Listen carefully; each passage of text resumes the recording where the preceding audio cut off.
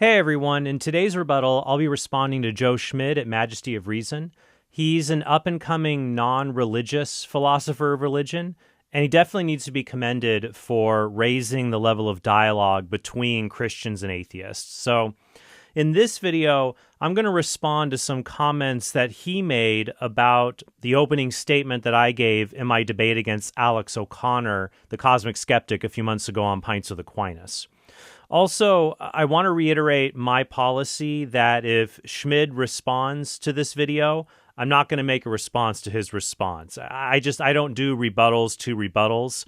It keeps me from getting into a Hilbert's Hotel-like situation of infinite rebuttals. However, a debate or some other kind of public engagement between us might be very promising. So I'll definitely look into that, maybe in spring, because I have a few other debates lined up here in the fall. So, all right, let's dive into my reply to Joe Schmid on my case for the existence of God and his thoughts on it. So the first thing I'm going to do is I'm going to let Schmid just kind of set the stage with his original video and show what he's talking about. And as he does that, you'll see why he really models an excellent approach to dialogue that other non-religious people should look at. Hey everyone, welcome back to the Majesty of Reason. I'm Joe Schmid, and today we're going to be looking at my responses to Trent Horn's opening statement in his debate with Alex O'Connor, or Cosmic Skeptic, on Matt Fradd's YouTube channel. If you haven't watched his opening debate, that's fine, because we're basically going to be watching it together in here. I'm just going to be pausing it at various points so that I can work through my presentation and present my responses to Trent's opening statement and his arguments. So let's dig in. So before playing the first clip, or clips, from Trent's debate with Alex, I want to give 5 preliminaries. So first of all, I just want to say that I love Trent, and I think he's a great thinker, and I really appreciate his work and him sort of bringing the level of discourse up a notch, as it were, and really calling people to think philosophically, think about the fundamental nature of reality. I just think that's so beautiful, so valuable, and so I do want to say that I absolutely love Trent, and I definitely want to get that out of the way first. Second of all, as many of you know who have watched my previous video, Why Am I an Agnostic?, I discussed in there different foundations for insight flow. That is to say, the productive and loving exchange of ideas across ideological barriers or just across people. And I came to articulate it as perichoresis. That is to say, a kind of mutual indwelling, a kind of mutual intertwinement with your interlocutor, such that you can really, truly intellectually empathize with them, really see things from their position on the epistemic landscape, and really value that mutual dialogue, that mutual interaction, mutual intertwinement, mutual indwelling. That's also going to be lurking in the background here as well. If you want more on that, you can check out my previous video. The third preliminary is just that I want to mention that Trent is approaching the debate with 9 yes or no questions. He shows that how they eventually lead to the God of classical theism. And the fourth thing that I want to mention as a preliminary is that the video clips that I will be having are going to be on 1.25 speed. Just to sort of, speed things up in a quite literal sense. And then the fifth preliminary is just that I've only watched the opening statement. I found it interesting enough that I just couldn't help myself. I couldn't help but put together a presentation in response. So maybe Alex touches on these points later on. Maybe he doesn't. I plan on watching the rest of the video tomorrow at some point. I did want to get that out of the way, that I'm just responding to his opening statement. So without further ado, let's get into the first clip. I do have one ado. The audio from the debate in the original video is kind of hard to hear, so I re-edited it and put in new debate audio and video. All right, so without further ado, let's take a look at Schmid's criticisms. Number 1, does the universe have an explanation for its existence? We know some objects in the universe are contingent, or their existence must be explained by something else. This debate exists because of computers and internet connections. We pray you stay up. The devices you watch it on exist because of factories and power sources. All of these things are contingent, or they don't explain their own existence. Instead, they must be explained by something else. So how do we explain them? One way would be to posit an infinite chain of contingent things explaining each other. But that doesn't explain why the whole series of things exists any more than an infinitely long chain could explain how a chandelier is hanging above my head. You could also say that an object's existence doesn't need to be explained. But this violates the principle of sufficient reason, or PSR, which says things have a reason for why they exist. We should believe this principle is true because if it were false, we would expect unexplainable events like objects popping into and out of existence without a cause to happen more often, or to put it more accurately, to happen at all. Science relies on PSR being true because otherwise we could never rule out the conclusion that things we observe simply have no reason for why they exist. Finally, without PSR, we couldn't explain negative states of affairs. For example, it does not make sense to ask at this moment, why isn't Matt Fradd's hair on fire? But it would make sense to ask that question if a blowtorch were hitting his scalp and his hair remained unburned. Both cases presuppose that things which exist must have reasons for why they exist, and they don't exist for no reason at all. But the explanation for the contingent things we observe cannot be another contingent thing. So it must be something beyond the universe or the entire collection of contingent things that explains why everything exists. Number two. So essentially, Trent here is giving an argument from contingency. Essentially, contingent things, whether individuals or pluralities, have some sort of explanation for their existence. Consider the plurality or the collection of all contingent things. By the principle that all those things have explanations, it follows that there must be some sort of explanation for the plurality or collection of all contingent things, and hence there must be some necessary being, because there couldn't the explanation for why there are the contingent things that there are can't be in terms of one of those contingent things, because it's sort of presupposing the very thing that we're trying to account for. And hence we arrive at some sort of necessary being that explains why there's this plurality of all contingent things. Just two notes. I like his taste, first of all, because I use the argument from contingency in my debate with Randall Rouser on capturing Christianity. I can link that in the description. And then the second thing that I want to note with respect to this point is just that he defines the universe as the collection of all contingent things, which it's not intentional, but it's somewhat misleading, because there can be contingent things that are outside the universe. For instance, one might think that angels are contingent things, but they aren't, within the universe as we normally use the phrase. By contingent things, I mean things whose existence depends on something else. Material objects are the easiest contingent things to understand, but there can be immaterial contingent things. Mental states would be one example. Or you could have immaterial contingent beings like angels, because God created angels. And I understand Schmid's concern, because when we say universe, we mean the material space-time universe.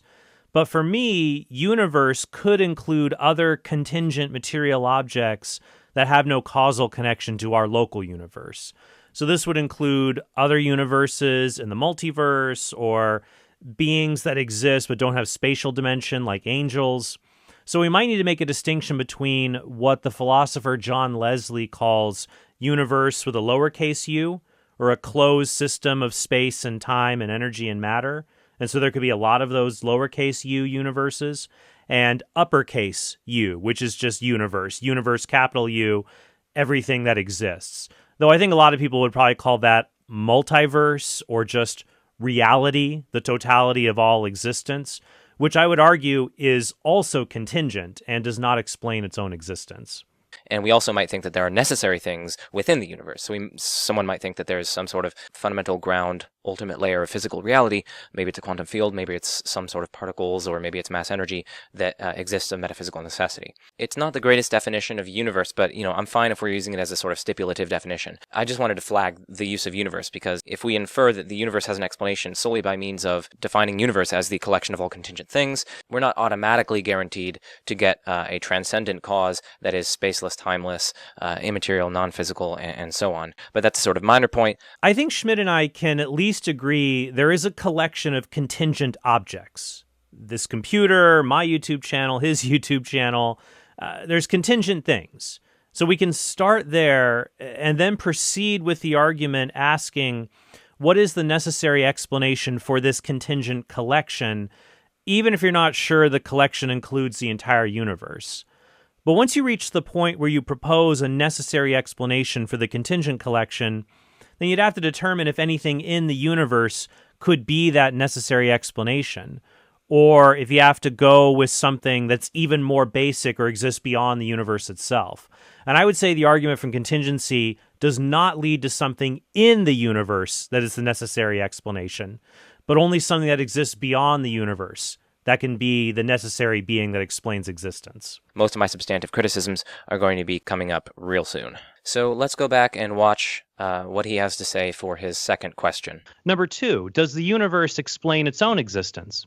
No, because that would make the universe a necessary thing, or something that has to exist by its very nature. But there are no reasons to believe the universe is necessary, and many reasons to believe it is not necessary. For example, the question, why is that triangle black, prompts an intelligible answer, whereas the question, why does that triangle have 3 sides, merely deserves the retort, because it's a triangle.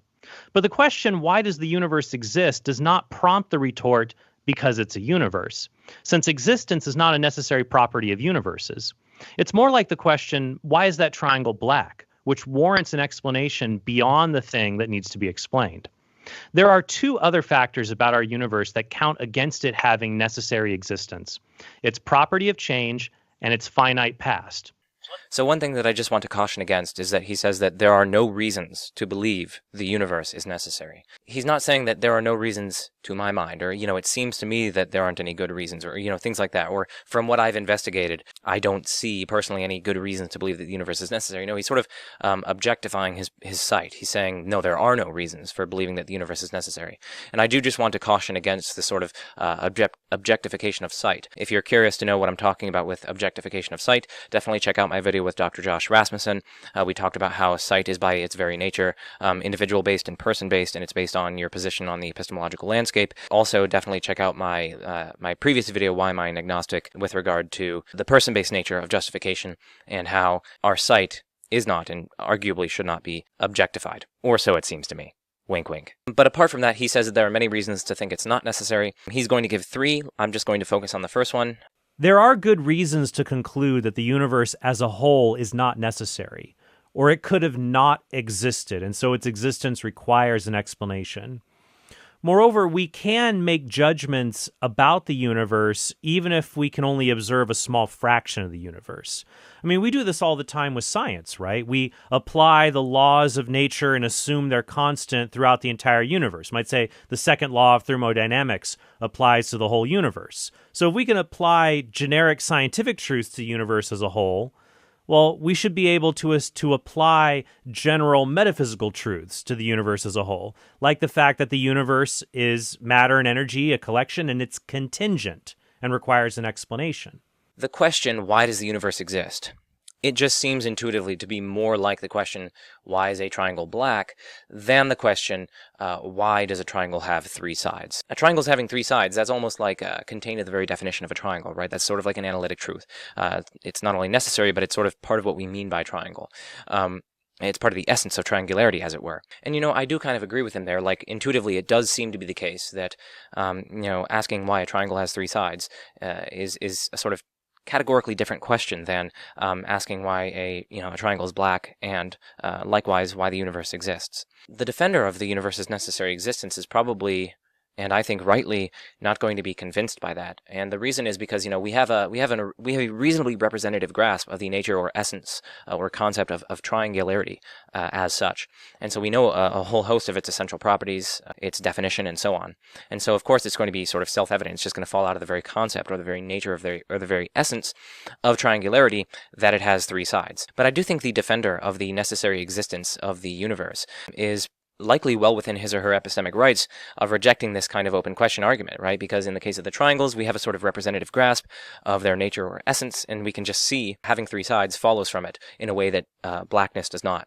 But by contrast, the defender of the necessary existence of the universe could just say, listen, we have no reason to think that we have a fully representative grasp of the entire nature or essence or character of the universe, so as to be able to mount this kind of open question argument, right? It is only if we had such a representative grasp of its nature or essence that we could reliably and reasonably infer that the question is more like the question, is a triangle black, as opposed to the question, is a triangle 3-sided? So I do think there's a sort of undercutting defeater there. Like he would have to show, that is to say, Trent would have to show that we have a sufficiently representative or a sufficiently in-depth grasp of the nature or essence of the universe, so as to be able to mount this open question argument. When someone makes a claim and you want to disprove that claim, you might offer a defeater. A defeater either shows there's no good reason to think the claim is true, or that there is a good reason to think the claim is false. These two kinds of defeaters are called undercutting defeaters and rebutting defeaters. So here's the difference. An undercutting defeater undercuts your reasons for thinking the claim is true. It makes you doubt the reasons for believing in the claim, but it doesn't disprove the claim. A rebutting defeater, on the other hand, means there are good reasons to think the claim is false. A rebutting defeater says, we don't have to only say, I don't know if it's true. We can say it's definitely false. For example, consider the claim, I have an elephant in my backyard. Undercutting defeaters would include things like the rarity of domestic elephants, or the absence of purchases for elephant supplies noted in my bank account or credit card. These would cast doubt or undercut my claim of having an elephant, but they don't prove there is no elephant. However, a live stream video of my backyard showing there is no elephant would be a rebutting defeater. It would show my claim to be false. All right, so now that we understand that, when it comes to the claim the universe does not exist necessarily, or the claim that the universe did not have to exist, Schmid is not offering a rebutting defeater. He is not saying, hey, here's the evidence the universe is necessary, or hey, here's proof Trent is wrong on the universe's necessity. Instead, he's saying, Trent has no good reasons to believe the universe is not necessary. He's trying to give an undercutting defeater. In this case, Schmid is building on what he said before about my lack of knowledge about the universe. He's saying, comparing the universe, the comparison to a triangle is unfair, according to him, because three-sidedness is just what we mean when we say the word triangle. When I say triangle, we all know that means a three-sided shape. That a triangle has three sides is an analytic truth, or it's a truth we know just by apprehending the concept of a triangle. But Schmid says we don't understand universes in the same way we understand triangles, so it's not a fair comparison. What this does show, though, is that the universe's existence is definitely not an analytic truth like the three sides of a triangle. We can neatly answer the question, does a triangle have to have three sides, by just thinking about a triangle? But you can't neatly answer the question, does the universe have to exist, by just thinking about the universe. Of course, any universe you are thinking about exists, any current universe. Otherwise, there would be nothing to think about and no one doing the thinking. But the question of whether this specific universe had to exist, it's up in the air.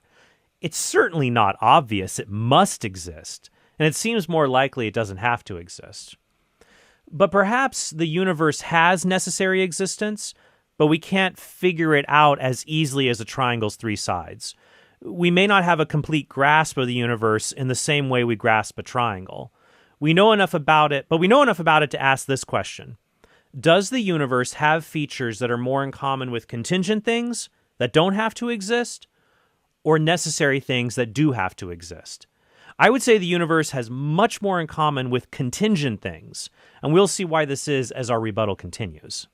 So that's the first criticism on behalf of the defender of the necessary universe hypothesis. A second criticism is just that the exact same reasoning is going to apply to God's existence, right? So God, why does God exist? That seems to also intuitively be the same sort of question as why are triangles black, rather than why are triangles three-sided. We can just immediately and obviously and self-evidently see that triangles are three-sided, but it's by no means self-evident, or by no means can we immediately and directly see that God exists merely from grasping God's essence. So I think this would do more harm than good, because, the question, ultimately, the exact same kind of open question argument applies to God's existence, right? Like, what would explain God's existence? Plausibly, he's just going to have to appeal to something like, metaphysical necessity, or pure actuality, or what have you. But again, these aren't sort of self-evident in the manner that, a triangle's having three sides is. It seems to be much more like the triangles being black, right? This is something that we come to discover upon reflection, either philosophical reflection or metaphysical reflection or what have you. It's something that we sort of come upon. We don't sort of immediately perceive it as sort of flowing from the very essence or nature of the thing in question. So I do think this first kind of reason would do much more harm than good to his case. One objection to my case would be that my same reasoning about the universe being contingent could also apply to God. It goes like this. Trent says we can imagine the universe not existing, and so this shows the universe is not necessary. or that it's contingent. And so this shows something else explains why the universe exists. But it seems like we can do the same with God, right? We can imagine God not existing, and so this shows God is not necessary, or that God is contingent, and even God needs something to explain why God exists. But my argument doesn't show God is contingent because we have to ask what the word God means. If God is just a being who exists for no reason and has random powers like omniscience, then the objection might have some force to it. Also, I agree God's necessary existence is not as explicit as a triangle's three sides, but if you didn't know what a triangle was, someone would have to explain to you a triangle is a three-sided shape, and so you'd know after learning this that triangles can't be four-sided. Likewise, if you didn't know what God was, someone would have to explain to you what the term God means, and only then you could see if it was appropriate to ask questions like, why does God exist? But if part of the definition of God is that God is the uncaused cause or the source of all existence, then you're asking a nonsense question. Asking why God exists is equivalent to asking what caused the uncaused cause to exist. Now, to be clear, I'm not saying God exists by definition, therefore God exists. That's the ontological argument, and I'm not defending that claim. I'm just saying that if God exists, then God exists necessarily, because that is just what we mean by the word God. But how could God necessarily exist if I can imagine God not existing?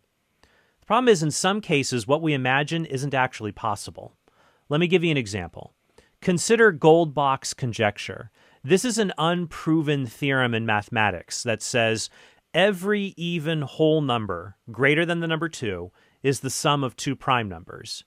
You can get any even number more than 2 by adding up two prime numbers. So for the number 8, it's 5 and 3. Goldbox Conjecture has been proven to really large numbers, like 4 followed by 18 zeros, but it's not proven for every number. We don't know if the theorem is true or false, but here's the thing. We do know the conjecture is a necessary truth.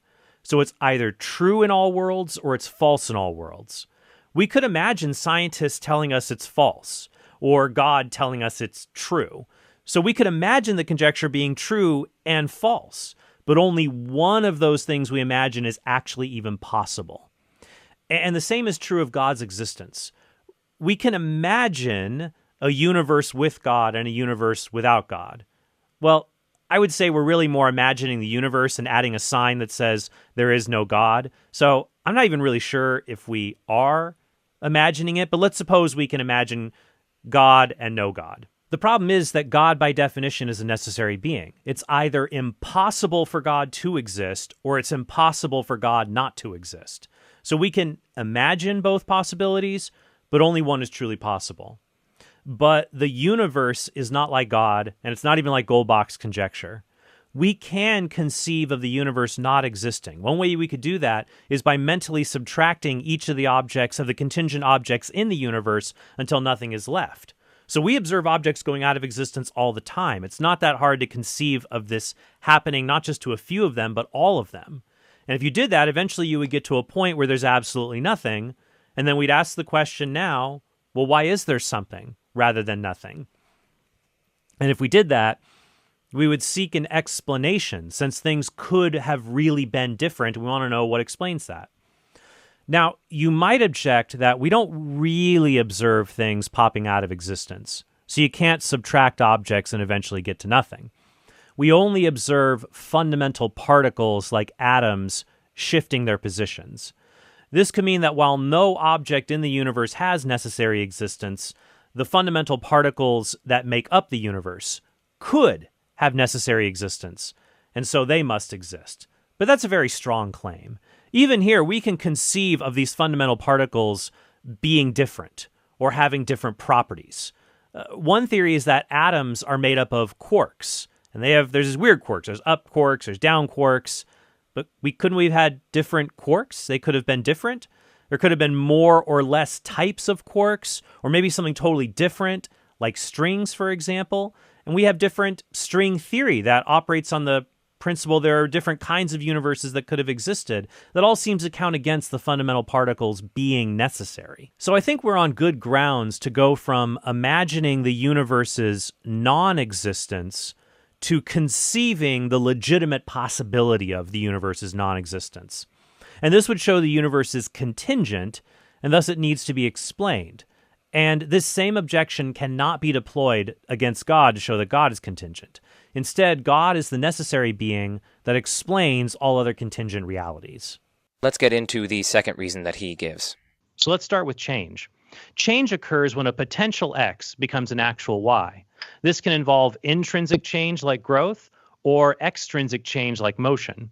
But no potential X can become an actual Y on its own any more than water can freeze itself or a train car could propel itself. Instead, something like a freezer or a locomotive must actualize the potential for change in these objects.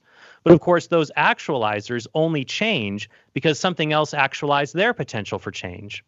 Could an infinite series explain this kind of change? No. Just as an infinitely long train of boxcars would sit motionless without a locomotive, an infinite number of things that must be actualized by something else would be changeless unless there was a cause of the series that is just pure actuality and had no potential. Just as a locomotive pulls without being pulled, this instance of pure actuality would actualize without being actualized by anything else.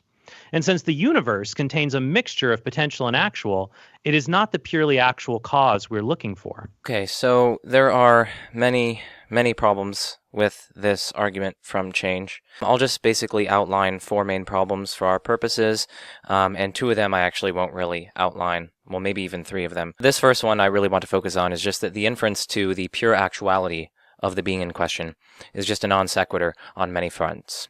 Right, so just to restate his argument, it's just that things are changing, right? But something cannot change unless it is caused to change, right? That is to say, something cannot reduce from potency to act unless it is actualized by something already actual.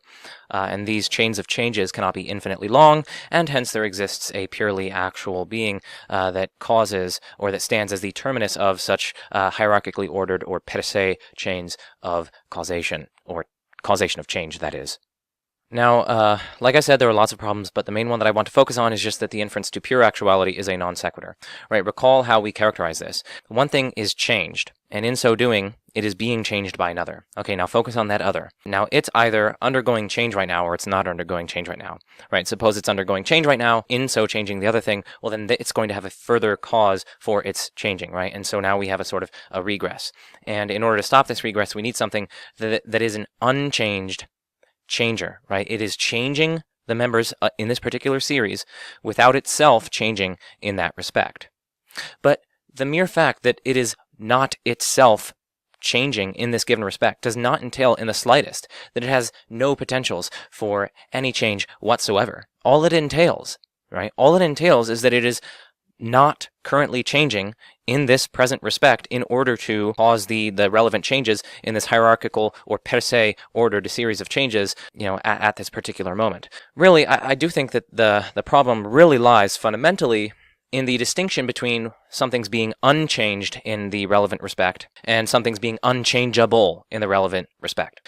Let me restate Schmidt's objection. He's basically saying this argument shows the series of actualizers has to terminate in something that actualizes everything, but isn't actualized by something else. But it could be the case that this actualizer isn't purely actual. Maybe it has some kind of potential of its own, unrelated to the chain of actualizing that it causes. As a result, the argument from motion would only lead to an unchanged changer, not a purely actual actualizer, or God. If that's not totally sitting well with you to understand the difference, I'll let Schmid give an example to fill out his objection, and then I'll offer my thoughts. Let me unpack this through an example. So consider one series or chain of changes, right? The noodles are heated by the water, which are in turn heated by the pot, which is in turn heated by the stove, which is in turn heated by the fire, and so on, right? Suppose further that this is a per se chain of changes, or a hierarchical series of changes, and that such changes must terminate in an unchanged changer. Now, because per se chains of changes, right, are concurrent causal chains of hierarchical dependence at any given moment, all we could conclude here is that there's something with the power to make something else hot at time t, right? Without actually deriving that power to make other things hot at t. That says nothing about other causal powers such an entity may have, right? It says nothing about whether it can, in some possible world, derive the causal power in question, but simply does not in fact, that is to say, in actuality, derive it. It says nothing about whether the entity has the causal power non-derivatively at t, but fails to have it non-derivatively at some t prime distinct from t, when it is not so acting as the first cause in this particular series of heating. It also says nothing about this entity's being fully and purely and utterly and wholly actual, right? The entity could simply have potencies that simply have nothing to do with the relevant causal chain of changes in question, or, potentials that are simply not right now reducing from potency to act, or what have you. Here, I think we need to be careful and not overpressing the physical examples that Aquinas and others use to illustrate the first way. For example, Schmid uses the example of a fire lighting a stove, and then asks, how do we know the cause of this chain has the ability to give fire without receiving fire from others? Maybe it only can do it at certain times. A similar example Aquinas uses of concurrent actualization is a stone moved by a stick, moved by an arm, and a person, and so on. These concurrent actualizations all describe action in the present moment, but they would also be extended into the past to explain why there is a stick or why there is a fire. As a result, it does not make sense to propose unchanged changers that only explain the causal chain at certain times, but not at others, because there's still a lack of explanation. Also, I'm skeptical of there being causes like pure fire that only operate at certain times. If they possess their powers non-derivatively, which means they don't get them from other causes, then it doesn't make sense to say they would be restricted in using those powers in other settings if they possess the powers intrinsically. For example, if my money is possessed non-derivatively, I have to ask permission to spend it. But if I intrinsically or directly possess my money, I can spend it however I want.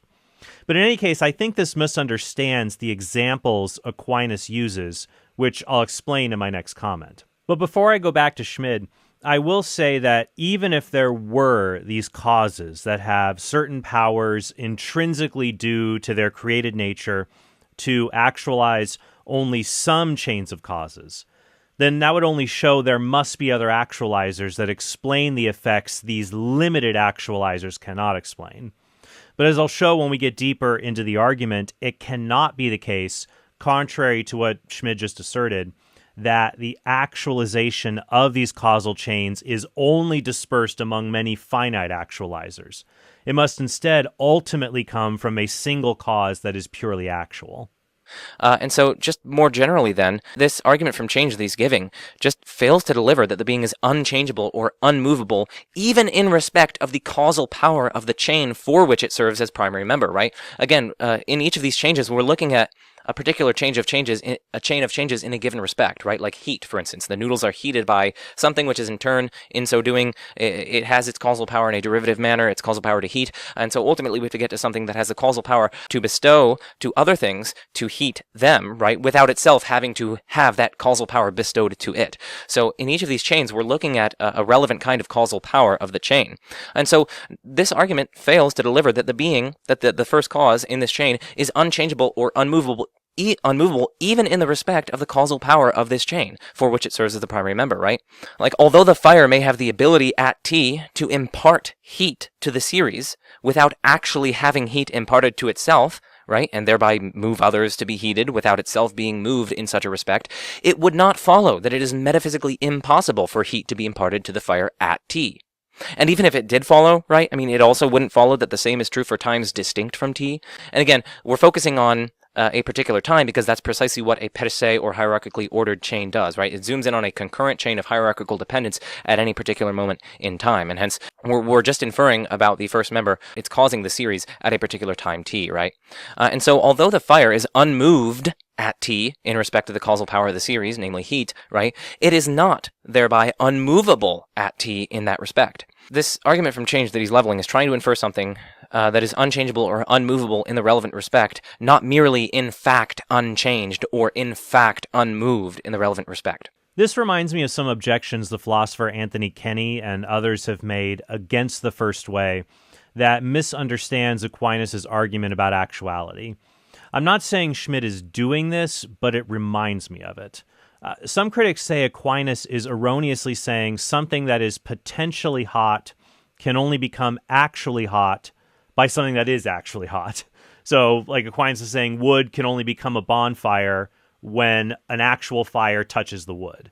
Of course, even Aquinas knew you could make fire by rubbing two sticks together, because the potential for the fire does lie in the friction between the pieces of wood that is actualized by the motion of something else. Aquinas' point is that what actualizes must itself be actual, not that it has to be a certain kind of actuality. William Rowe makes a similar objection when he asks if Aquinas is saying that something which kills a plant must actually possess the property of death. Stuff like that. It misses the point. So when Schmid says things like fire impart heat without receiving heat at time t, that's true, but it doesn't follow that the chain of causes could be explained by a series of things that intrinsically have causal powers apart from God. What the argument really shows is that the fire actualizes effects in other things, such as by heating them. And while the fire may not receive literal heat from another cause because it generates its own heat, it does receive something that actualizes its potential to burn or undergo chemical reactions. And those things, in turn, are part of another actualizing process. They are actualized by other things and so on.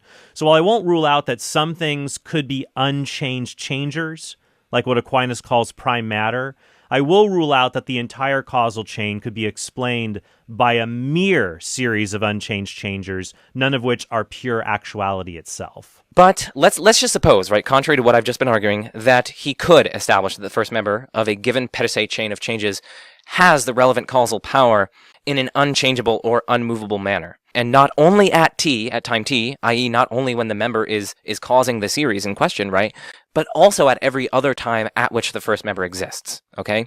Let's just grant that.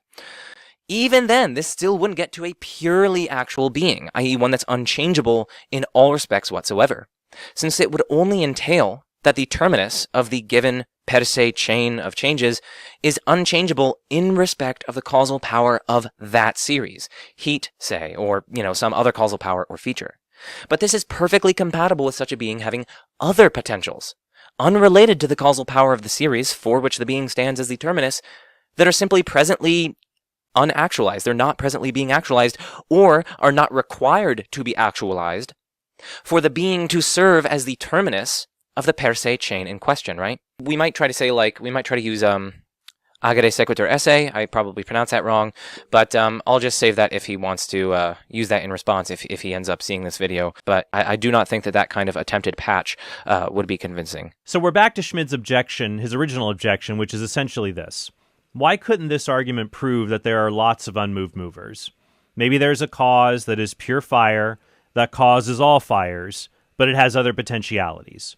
Or maybe there is a cause that is pure light that causes all light, but it has no other abilities, it just has a bunch of potentials. The objection basically says, all I've proven is that there must be something that actualizes causal chains, but I have not proven this actualizer has divine attributes like unity, simplicity, omnipotence, things like that. Now, in my opening statement, I talked about change in general, but one element of change I could have explicitly noted is the change a thing undergoes when it has continued existence, even if there were some fundamental causes of matter, which I'm agnostic about. But these causes and these beings would still require explanations for what actualizes their own existence. What makes it the case that these actualizers have their potential to exist actualized at any given moment? This is where we would need a cause that just is pure actuality or existence itself. Now, if I had explicitly made this point in my opening statement, Schmid would probably at this point in his response be hammering home an argument about existential inertia, which we will get to shortly. But the important point to remember is that if the ultimate cause is pure actuality or pure existence, it could not have potentials in other areas. So, for example, it wouldn't make sense to say this purely actual cause has no potential for non-existence because it just is unlimited existence. But it has other potentials. It's purely actual, but it has a potential to create fire that must be actualized by something else. But now you're saying the property of creating fire only exists potentially in that which is pure actuality, that it does not exist in that which is pure existence itself. And since existence is the deepest fact about a being, it follows that something which does not lack existence will not have potentials. It won't have absences of existence within its logically coherent nature. And right, like, even if we granted a purely actual being, right? I mean, I've just given lots of reasons to think that that's a non sequitur on many fronts, given his argument from change. But even if we granted that, we still wouldn't be able to arrive at there's this one source of all change, because all the argument shows is that each chain must be finite, such that, for each chain it must have a first member. But from that we cannot infer that there is a single first member for all such chains, right? That's just a quantifier shift fallacy. A quantifier shift fallacy occurs when you invalidly switch a quantifier, or the part of an argument that says how many things are involved, between the premise and the conclusion. So here would be one example of that. Every married person has a single spouse. Therefore, there is one single spouse every married person has. In other words, just because everyone has one spouse, that doesn't mean there is one spouse every married person in the world shares. Schmid is saying the argument from motion commits the quantifier shift fallacy because, according to him, the argument from motion apparently says every change has a single unactualized actualizer. Therefore, there is a single unactualized actualizer for every change. But the argument doesn't make this move. What it does say is that any time a being undergoes change, that change must be actualized by something that is actual. However, anything doing this kind of actualization would either be pure actuality itself, or it would have some potential to exist being actualized by something else. And as I say in the debate, there couldn't be an infinite chain of actualizers, because then the original actualization of all the elements in the chain would remain unexplained. So, because continued existence represents a change that occurs in the series, you would eventually need something that is pure actuality to account for this aspect of change in the causal series. And so, one way he might try to patch this up is to say, like, oh, well, we can actually get that it's the first cause of all the chains by inferring there only could be one purely actual being. I don't personally see any problem in principle for there to be more than one purely actual being, right? I mean, like Phaser, for instance, his argument for the uniqueness of a purely actual being, he argues that for there to be two or more purely actual beings, a differentiating feature must obtain between them, but there can only be such a differentiating feature if a purely actual actualizer had some unactualized potential, which, obviously it's purely actual, so it doesn't have that. But, this is just not convincing in my estimation, right? I mean, a differentiating feature could easily be had in terms of some difference in actual features between the two things. Like an elephant and an amoeba and a planet, for instance, are distinguished by many features other than unrealized potentials. And, while having different actual features entails that one being does not have the feature that the other has, the mere absence of a feature, right, does not entail potentially having that feature. I don't have the feature being made entirely of platinum, for instance, but I'm not even potentially made entirely of platinum. Schmid's argument seems to be that you could have two purely actual beings, so the argument doesn't get you the classical view of God. He says these beings would be actual just in different ways, and neither would be actual in the same way, but they're both purely actual. But then what's the difference between these two purely actual beings? You'd have to say, well, one purely actual cause lacks feature X, while the other purely actual cause lacks feature Y. But now you're talking about purely actual things not actually having something, which are potentials that distinguish them as two separate beings, so neither is going to be purely actual. Now, Schmid says, well, maybe that's not really in their potential at all because it isn't in accord with their nature. Like how Schmid can't be said, he doesn't even have the potential to be made of platinum and be human. But let's follow this line of thought. It's not a part of my human nature to infallibly know the future. but God could supernaturally reveal the future to me. My ignorance of the future, therefore, is a real potential in me, even though it doesn't properly belong to my human nature to achieve that through natural means. So I would say most people would consider two allegedly purely actual beings that lack certain actual features that distinguish them to not be purely actual at all. That's why there can only be, if there's a purely actual cause, there's only going to be one of them. We also have other reasons to believe there could only be one purely actual actualizer.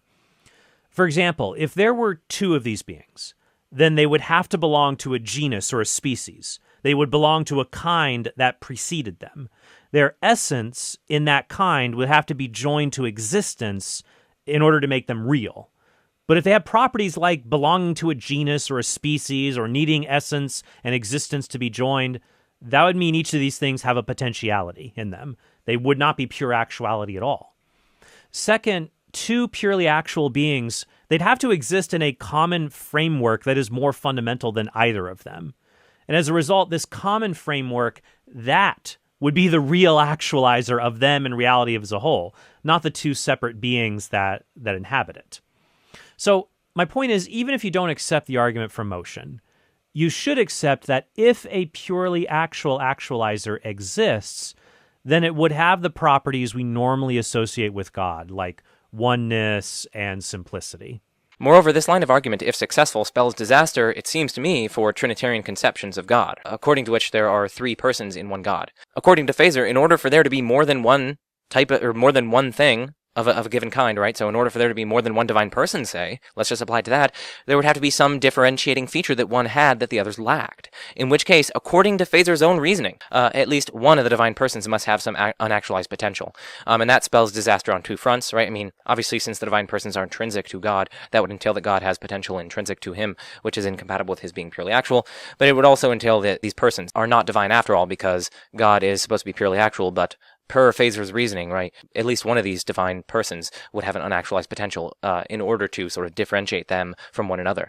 Now, you might just say, like, oh, well, hold on. They can be differentiated by something other than an unactualized potential. Yes, that's my point, right? That's why the original argument that Phaser offered fails, because things can be differentiated in terms of things that aren't unactualized potentials, and hence his argument for the uniqueness of the purely actual being, in my estimation, fails. And so what that tells us is that, well, obviously, this isn't representative of all arguments for the uniqueness of a purely actual being, but, one simple way that we might try to infer it seems not to work. This objection says that Christian theology undermines the case for a purely actual actualizer, or the case for there being one God. After all, if we can distinguish the members of the Trinity, even though they are all purely actual, then why couldn't we make the same distinction between two purely actual actualizers, or more than two?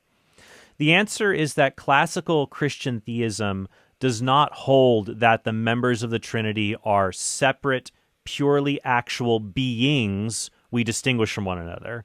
The Trinitarian relations in God, the Father, the Son, and the Holy Spirit, they only represent relational differences in that which is pure actuality. They do not represent any differences in being or between beings.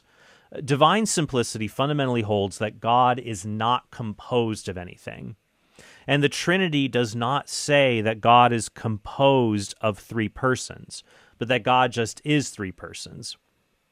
So there is no contradiction. It's not comparable to any distinction we would make between two separate, purely actual beings, if such a state of affairs could happen, which I argue it can't. There is, of course, a lot more that can be said here. But for now, I'll leave some links in the description that go deeper into the subject of divine simplicity and the Trinity. And hence, there is this quantifier shift fallacy. I don't even have that on there, but I probably should have put that on there, right? That we can't infer that even if we get to this purely actual being, which I've argued is a non sequitur on multiple fronts, even if we could get to it, right? The mere fact that for each chain there's a first member of that chain, it simply doesn't follow that particular first member is the first member for all chains in question. So we can't infer that it's the singular source of all change. The second thing that I have on there is existential inertia. Trent actually didn't present present his argument in terms of the concurrent actualization of a thing's potential for existence. He actually just restricted himself to change and sources of change, and hence, I probably could have left this out. But if he did want to extend his argument to concurrent actualizations of a thing's potential, I would definitely advise all you listeners to check out the work that I've done on existential inertia on my blog and in some of my videos. And recently, exciting news that a lot of you probably saw that on Facebook is that my paper Existential Inertia and the Aristotelian Proof has been accepted at International Journal for Philosophy of Religion. I don't know when it's going to be ready for production, but sometime within the next couple of months, hopefully. So keep your eyes peeled for that. I'll probably do a video on that on its own, but I did want to just flag this as a response to the argument from change if he's trying to derive not only a source of change, but also the source of the existence of things. That would definitely pose an undercutting and arguably rebutting defeater for his argument there. Existential inertia deals with the question of not why things exist per se, but why they continue to exist. The argument from motion shows not only that God caused the universe to exist in the past, but that God keeps everything in the universe in existence through every moment of time. But those who defend existential inertia, like Schmid, say objects simply have a tendency to stay in existence, and so God is not needed to explain this fact of reality. But objections from existential inertia against the argument from motion, they often fall victim to a kind of circular reasoning that is necessary to establish the premise of existential inertia in the first place. So the Catholic philosopher Edward Feser, he puts it this way, quote, "Attributes are metaphysically dependent on the substances that have them. Hence, we would have a scenario in which a substance depends for its continued existence on its attribute of existential inertia, and its attribute of existential inertia, in turn, depends for its continued existence on the substance which has it." In other words, we don't need God to explain why things continue to exist, because things have a property of continued existence. But properties only exist in relation to substances. So why does this property of continued existence have existence? Because it's a part of things that have existential inertia. So it becomes circular as a result. Now, sometimes a critic might say, well, look, you do the same thing with God, Trent. Saying God explains why things continue to exist just pushes the question back one step. Why does God continue to exist? This is sort of like when we ask the question, why does anything exist at all? And the critic says, because it has to exist. If God can explain his own existence, why can't the universe explain its own existence? But the theist has an answer that resolves both the issue of existential inertia and the issue of existential origins, or where things even came from, why they exist. Objects in the universe do not possess existence as an essential part of their essence. An essence is what something is, but existence is the fact that it is. When I explain to my son the essence of a unicorn or a stegosaurus or a horse, he won't immediately know how existence relates to these things. He won't immediately know from the description of essence alone, or what a thing is, that unicorns never exist, stegosauruses once existed, and horses do exist. Essence and existence are distinct in all things, except for God, whose essence just is existence. And so this explains why God must exist. Or as God says in Exodus 3:14, I am that I am. Moreover, the existence of entropy entails that physical objects tend toward disorder and decay. That's not the same thing as losing existential inertia or just popping out of existence. But it does support the Thomistic principle that composite objects, or objects that are combinations of things or matter and form, they require other things to maintain their own existence. This is why classical theists have always maintained that God is simple and not composed of any parts. If God had parts, we would always ask, well, what keeps God together? Schmid even says in his recent paper that existential inertia is a necessary truth about reality, because he says, quote, broad foundational metaphysical features of reality would necessarily obtain if they obtain at all. But instead of being an arbitrarily foundational feature of reality, God's existence in virtue of his simplicity naturally entails his necessary existence. Because of this, God is the purely actual actualizer, the only one, that grounds the existence of all other composite and contingent beings. The third thing that I have there is just the gap problem, but he goes through. I don't think they succeed, which is why I still think it's a gap problem.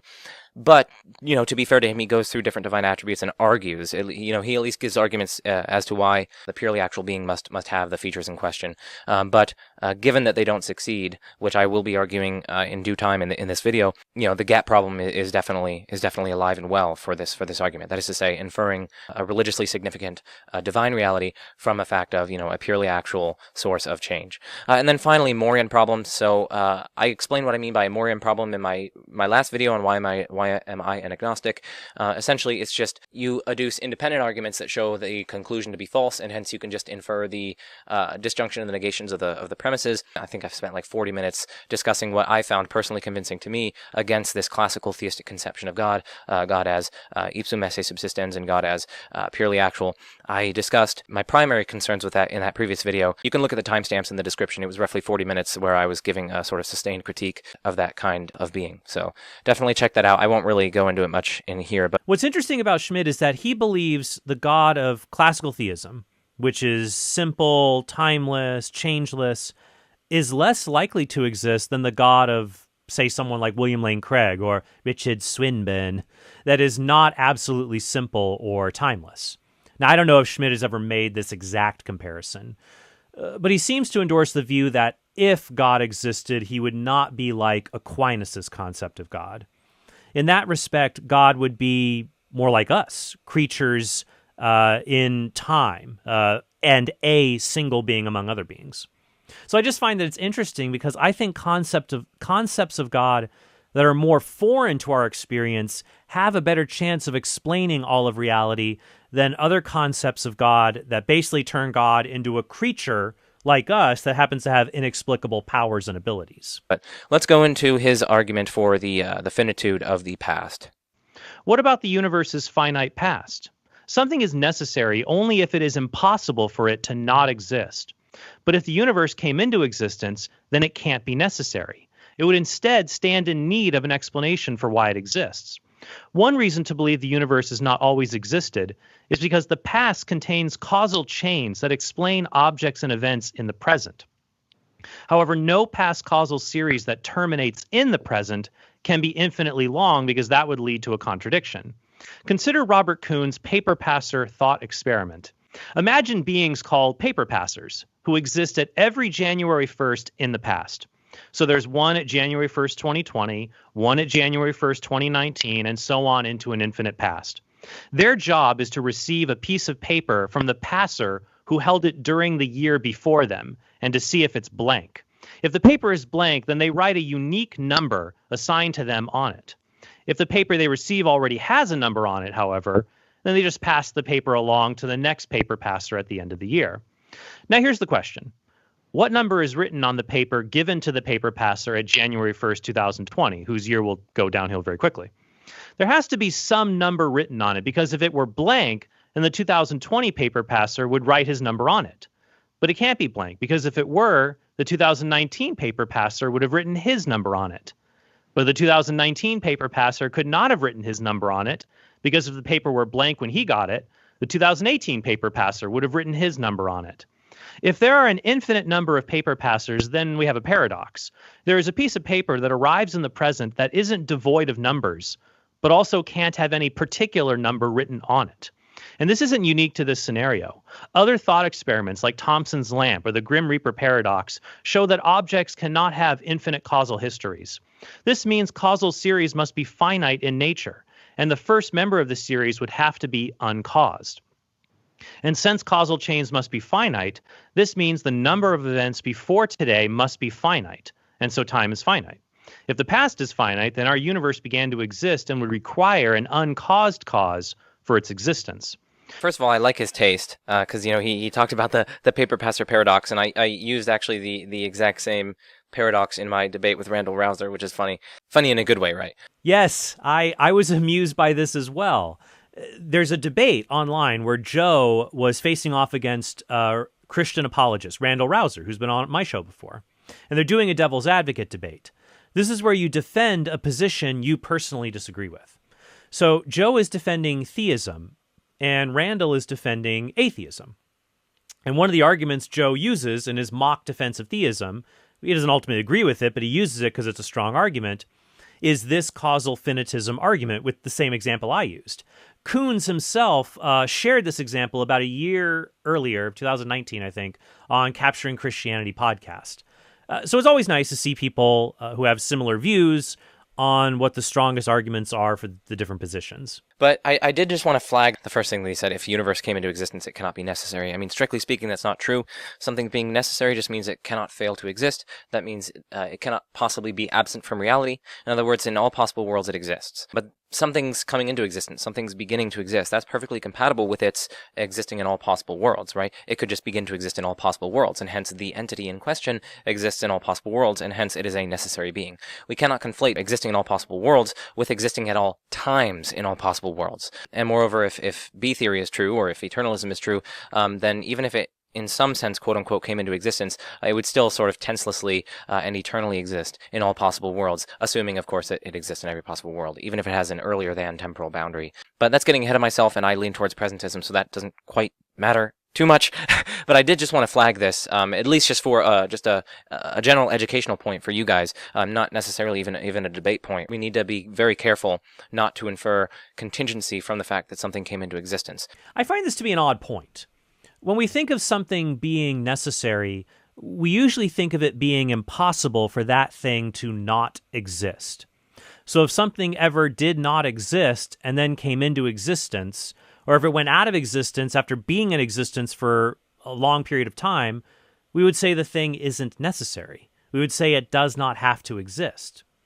Schmid seems to be relying on the definition of something being necessary in the sense that it must exist in all possible worlds. But he claims it could be the case that something exists in every possible world, but it only exists for a small amount of time in any possible world. Here, I think Schmid is getting things a little bit backwards. A thing's necessity doesn't derive solely from the fact that it exists in every possible world. Instead, we would say something exists in every possible world because it is necessary. And so the concept of necessity is more basic than the concept of existing in every possible world. It just so happens that necessary things will exist in every possible world, and then we would ask, what is the reason those things are necessary and have this kind of existence? Ultimately, I would say God is the ground of necessity because his essence and existence are the same thing. And so other necessary things like numbers or propositions have necessary existence because they exist in God's mind. I'll talk about this a little later as well. The closest I could come to what Schmid is talking about would be if God created the world out of necessity, and so the universe proceeds automatically from God. And so this would make it the case that the world always begins to exist in every possible world. But even in this case, I would say while the universe would exist necessarily, the universe itself does not possess necessary existence in the same way God possesses necessary existence as a part of his intrinsic nature. So then he tries to argue for causal finitism by means of the paper-passer paradox. And roughly there are two reasons for this. So first of all, this is going to have to rely on a patchwork principle. So a patchwork principle, these things derive from David Lewis, I believe, and they're essentially both modal epistemological and modal metaphysical tools. What we do is we essentially take an isolated, closed pocket, as it were. It could be a paper passer, an individual paper passer, say, with its intrinsic causal powers. We sort of specify the intrinsic nature and character of the thing in question, and we see that it's an isolated possibility, okay? And then what we do is we take a different possible world where we have a sort of spatiotemporal framework. And this provides a sort of framework where we can we can sort of patch things in. We can fill in that world with isolated different patchworks. And so it's almost like you're sort of patching together a quilt, as it were. That's really, I think, where the name comes from, right? You take a sort of possible world that has a spatio-temporal framework that has enough room, as it were, to fit the possible world that you want to construct. And then you take different isolated possibilities and you sort of patch and stitch them together in this possible world, and you sort of rearrange things. And so long as, you don't violate any, so long as it's like logically possible, you don't violate any mathematical axioms, and it's like space and time permitting and like geometry permitting. Arguments against an infinite past usually take this form, okay? So premise 1, if the past were infinite, then situation X would be possible. Premise 2, situation X is impossible. Therefore, an infinite past is impossible. This takes on a lot of forms, from things like Hilbert's Hotel, where you have an infinite number of rooms in the hotel that even if they were fully occupied, you could always accommodate an infinite number of new guests, for example, or things like Robert Coon's paper passer thought experiment. The objection basically says, look, your argument, Trent, only proves that infinite hotels or infinite paper passers are impossible, not that an infinite past itself is impossible. So what Coon says to get around this objection is that there isn't anything contradictory about paper passers over a small window of time, let's say a few years. And if we can gradually extend that into the infinite past, then we can say any impossibility in that scenario must lie in the notion of the infinite past itself, not the paper passers. So I'll let Schmid explain this a little bit more, but that's what he's talking about when he mentions the patchwork principle. What the Patchwork Principle says is that it would thereby be a possible world that you have just constructed. If you have enough room, if you have the spatio-temporal framework, and you're patching these isolated things together with their intrinsic causal powers, then you're thereby sort of constructing, as it were, a new possible world, and it follows that that world would be possible. And so the reason he requires this Patchwork Principle is actually, well, first of all, both Proust's and Coon's explicitly say that they need the Patchwork Principles for the paradoxes to succeed. So that's the first thing. But I guess I should really give you the philosophical reason, not just appeal to what the arguers themselves are saying. So the reason we need it, the Patchwork Principle, is because Trent requires, for his argument to succeed, he needs a premise to the effect of, if infinite causal chains are possible, then it would be possible to construct such a paradoxical scenario. And since, you can't construct that paradoxical scenario, it's contradictory, right? It would follow by modus tollens that infinite causal chains are not possible. But the principal motivation for that first premise, right? If infinite causal chains are possible, then you could construct infinite causal chains in a way so as to get this paradoxical result that centrally hinges on the Patchwork Principle, right? Because, clearly this kind of contradictory series is not actualized in the real world, right? So we have to move to a different possible world. What we have to do is we have to rearrange things in such a way, space and time permitting, and we have to sort of insert them into these various nodes in the causal nexus, and only then can we really infer that from the fact that there is an infinite causal chain, we get that we can construct a possible world that is sort of contradictory in this manner, right? It is by means of the Patchwork Principle that we take the possibility of there being an infinite causal chain, and we sort of abstract the particular nodes within that network, right? And we substitute in these paper passers, right? So we're back to the main beef. Is the paper passer thought experiment a paradox only because it takes place over an infinite amount of time? Or is there something about the thought experiment that would violate the overarching rules of consistency that would govern any infinite past if such a past really could exist? Of course, there's no way to test this in the real world. So we have to do a conceptual analysis of a possible world to answer the question. And Schmid says the conceptual analysis relies on a flawed principle. So far, he hasn't given us a reason to think the principle is flawed, but he will, so let's examine those reasons. We look at this infinite causal chain in one possible world. We use that as our framework world, and then we sort of take the little causal nodes that everything in that world was occupying, that infinite causal chain, and we sort of patch in an obviously possible singular paper passer, right? So we can easily patch in one of them, because clearly in our world, like two of these paper passers could do their job. That'd be pretty easy. And so clearly these are isolated possibilities, right? They have intrinsic causal powers of writing things on the papers and passing them and so on.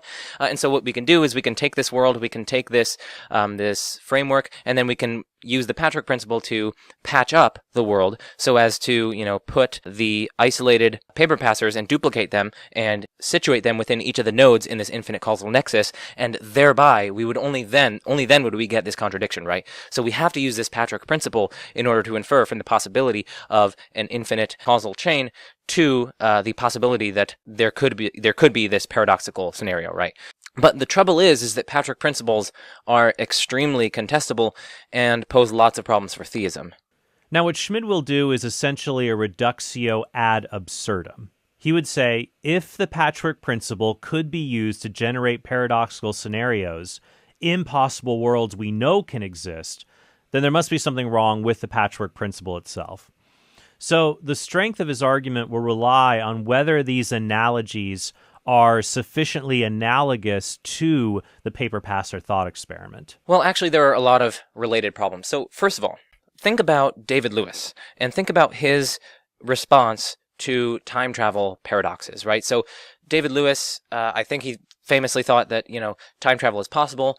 Obviously there's this sort of grandfather paradox, right? Well, if time travel is possible, you could go into the past and, you obviously have the causal power to pull a trigger and get a gun and shoot your grandfather, but that's not possible, right? Because your grandfather was a sort of necessary condition for bringing you into existence, but now somehow you're going back and you're killing him, thereby removing that necessary condition so you didn't exist in order to go back and kill him, so we get this paradox. Now, what David Lewis said is that, hold on a second, yeah, we definitely have to take into account your intrinsic causal powers, but we also have to take into account consistency. We have to take into account more global facts about reality. And yeah, whenever we're doing this time travel, right, time travel is possible only insofar as the intrinsic causal powers are manifested in such a way as not to violate and not to entail contradictions with more global states of affairs in reality. And so what David Lewis said is just that no, you actually could go back in the past. It's just if you tried to kill your grandfather, right?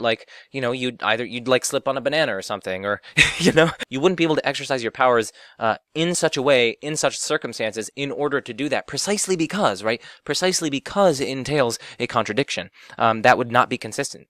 And again, I'm not defending time travel. I'm just saying what David Lewis argued is that yes, you can have time travel. It's just it has to respect consistency and it has to respect broader facts of reality so as not to engender contradictions. And Schmid is saying maybe an infinite past is sort of like time travel. You could theoretically go back in time, but reality won't let you create contradictions like shooting your grandfather.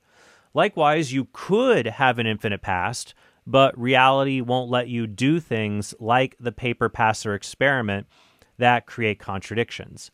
But the problem here is the situations aren't analogous. So you could use a faulty patchwork principle and say, well, I can shoot my gun in this situation and that situation. Why can't I go back in time and use my intrinsic gun shooting powers to kill my grandfather before my father was ever born? I think you can see this is not like the paper passers whose intrinsic powers are utilized in only slightly varying situations. The difference between passing a paper one year and then the previous year is way less than the difference between shooting a gun after I was born and shooting a gun before I was born. So it's not a good counterexample to show we've messed up assessing whether this alternate world with an infinite past is even possible. Patchwork principles also have to respect consistency, right? You can't patch up a world wherein this is an extrinsic feature, so it's not the greatest, but you can't take the fact that someone is the tallest person in the world, right? And in this world, and another possible world where a different person is the tallest person in that world, right? And you can't patch them together so as to have them both be in a possible world wherein they're both the tallest people in that world, right? That's just contradictory, right? But these cases are clearly individually possible, and there's clearly, a possible spatiotemporal framework that can fit them together, as it were, but yet we sort of ran into a contradiction when we did that. What we have to do is we have to respect consistency. We have to respect contradiction whenever we're doing our patchwork principles. So, having two tallest people of different heights in the same possible world entails a clear modal contradiction that is not present in the paper passer experiment. And as a side note, by the way, the philosopher Bradford Scow, he's a philosopher of time, interesting guy, in his essay on time travel paradoxes, he says the grandfather paradox like the one we're talking about, involves a modal contradiction as well. I won't get into the nature of it here. But my main point is the same kind of contradiction is not identifiable in the paper passer or Hilbert's Hotel or these other examples. In these other examples that are brought up, you can point out the specific reason why the paradox can't happen beyond just the existence of a certain kind of world. But that's not the case with the paper passers or Hilbert's Hotel, where it is the infinite past itself that gives rise to normal activities taking on a paradoxical nature. Now, finally, I agree we have to respect contradictions and basic features of logic. But in some cases, we might construct an alternative world and a major feature of the world can't obtain simply because of the contradictions in the possible world itself, what it creates, and not a causal chain that's designed to show how basic features of the world, like an infinite past, create paradoxes. Really, what the proponent of infinite causal chains could do is just say, like, hold on a second, you're just using this Patchwork Principle and you're not respecting consistency. No, that premise is false. If infinite causal chains are possible, it does not follow thereby that you could construct a scenario such that you could have these paper passers aligned in such a paradoxical way. Maybe for each number n, you could construct a possible world such that n many paper passes are in there and perform their task for each n, but it's not possible for all of them, that is to say, all of the infinitely many, to do that, because that's not respecting the sort of consistency condition on Patchwork Principles. And it does seem plausible, right? Patchwork Principles have to respect consistency. And that's precisely what we're not really respecting, it seems, when we're doing this sort of patching up with the infinite causal chain. And, again, Coons has a really rigorous formalization of it. He discusses how it relates to intrinsic causal powers, and he brings in different, weakened kind of versions of the Patchwork Principle, but, we're getting that would probably plausibly get way too far ahead of ourselves for now. My point is just that it's not at all clear that we should grant that premise that if infinite causal chains are possible, then we could construct a paradoxical scenario like this. And that's just one problem for the Patchwork Principle. What's interesting is that I could agree with everything Schmid is saying and say that when we construct this possible world, a possible world, we have to be consistent. And that means when we temporally extend certain patches of reality, we cannot extend them infinitely, or else these paradoxes will happen. Now, Schmid could say, well, you could imagine an infinite past with some trivial actions, like Fred bounces a ball every year in the past. And so we can have an infinite past. You just can't add details like the paper passer thought experiment that create contradictions in such a past. But with the bouncing ball scenario, I could also mirror that into the future and have Fred bounce a ball every year into the future without a contradiction. But this scenario doesn't tell us anything about the unique features of an infinite past. What makes infinite past difficult is the paradox of an infinite causal chain terminating in a present moment. To make an analogy, I can perfectly understand a book being copied infinitely into the future. But I can't understand receiving a book in the present that has only been copied in the past and was never actually written in the past at any point. So you see, it's not just the paper passer example. You can come up with lots of examples of persistent actions in an infinite past that create contradictions. There's another example recently called the Eternal Society. A society that utters a phrase every year based on whether they've uttered the phrase before, that also becomes paradoxical if the past is infinite. Essentially, you can't have causes move through the entire past through the present, which you can have in a finite past, like with effects we feel today that go back to the Big Bang.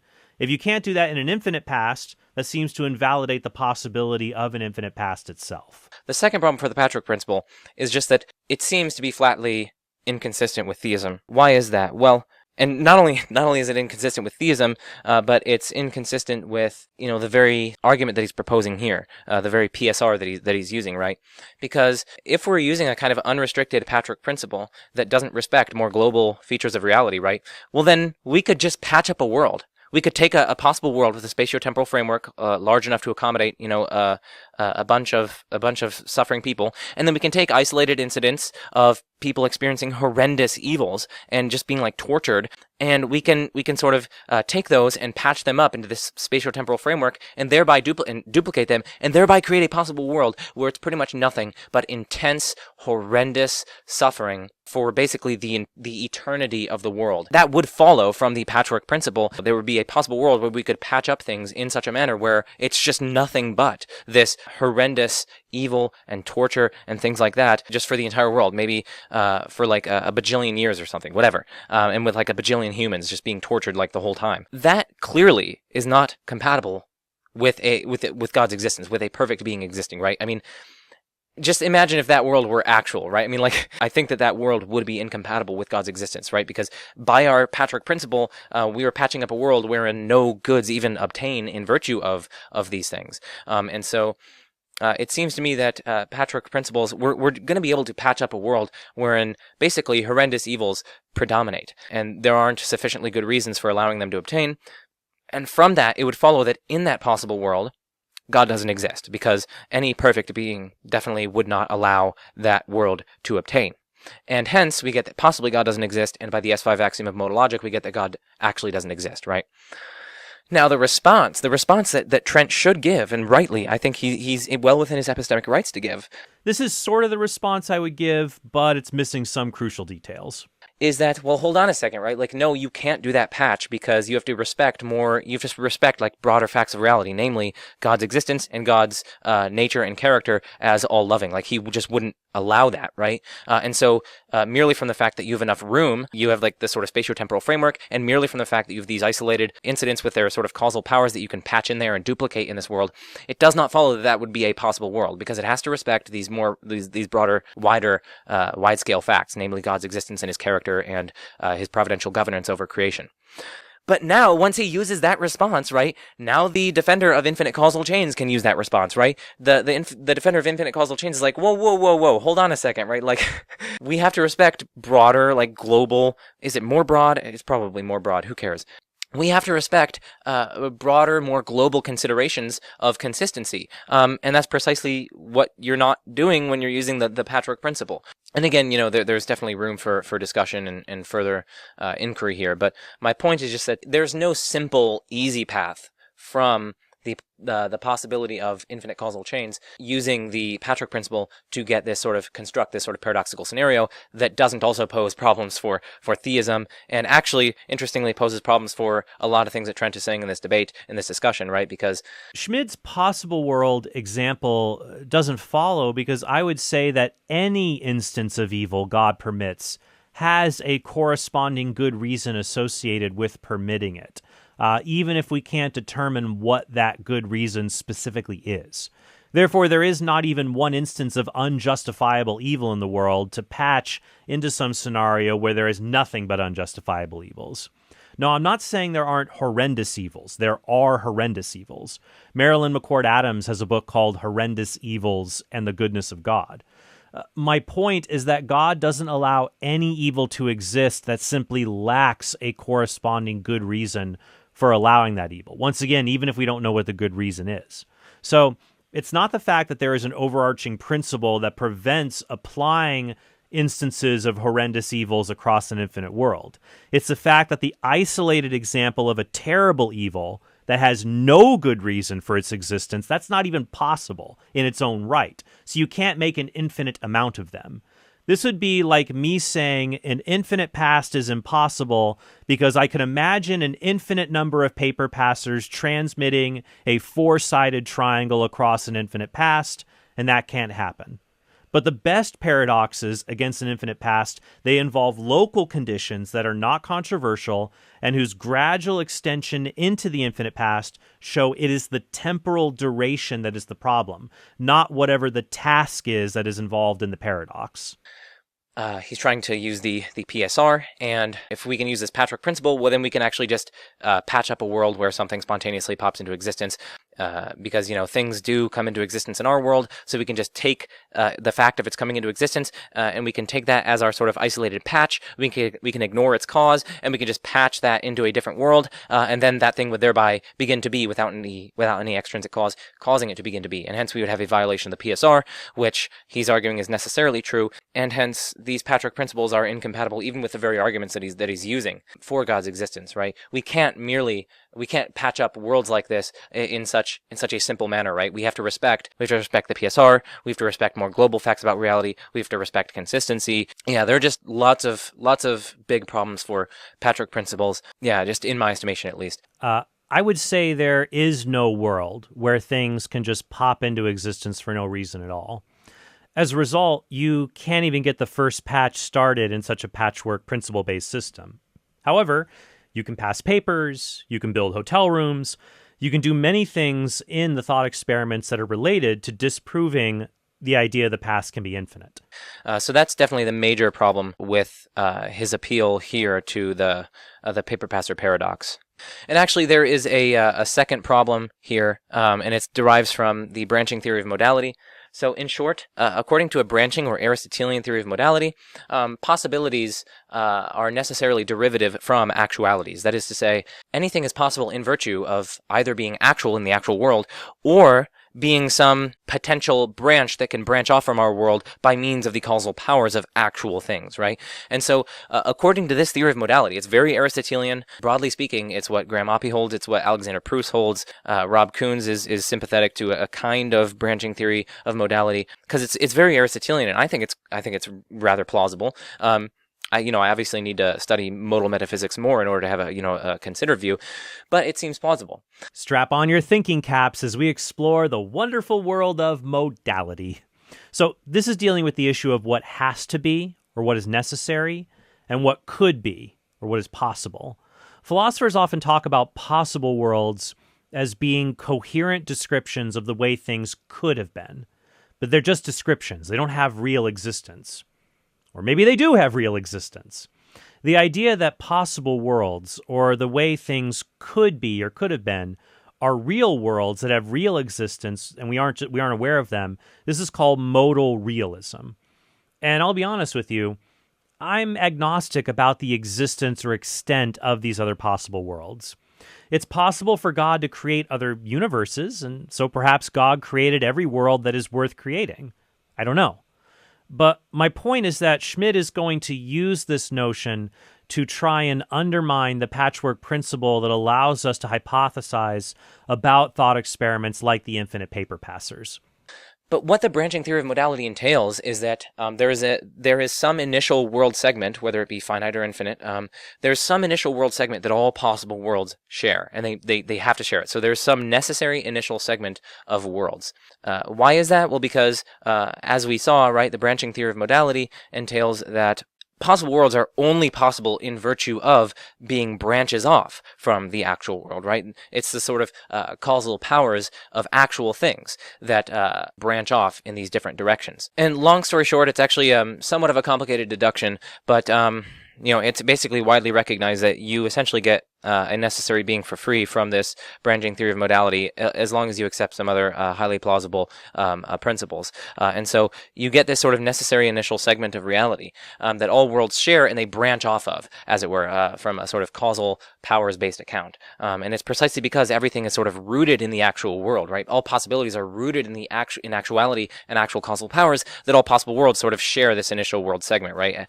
Things can only be possible in virtue of diverging from the actual world. And hence, there's this sort of initial segment that all worlds are going to be sharing. You get this sort of necessary initial segment for free under this branching theory of modality. And Oppy, I believe, both he and Coons talked about this in our discussion on my channel. I think it's called From Necessary Being to God. So definitely check that out for more details, and check out Proust's book, Actuality, Possibility, and Worlds for more details as well. So the idea here is that all these possible worlds are like branches of a tree that share the same trunk. God creates the trunk, and everything that happens creates different branches of possibilities. Sort of like the Marvel What If series, which, by the way, I highly recommend. The first episode about Captain America, so-so. But I like the second episode about T'Challa being Star-Lord. That was fun. But once we accept that, right, once we accept a branching theory of modality, it just falls out of the fact of the branching theory of modality that you can't have this paper passer paradox regardless of whether there are infinite chains or not. If reality were finite in the past, well then reality is necessarily finite, right? Because all worlds share this necessary initial segment.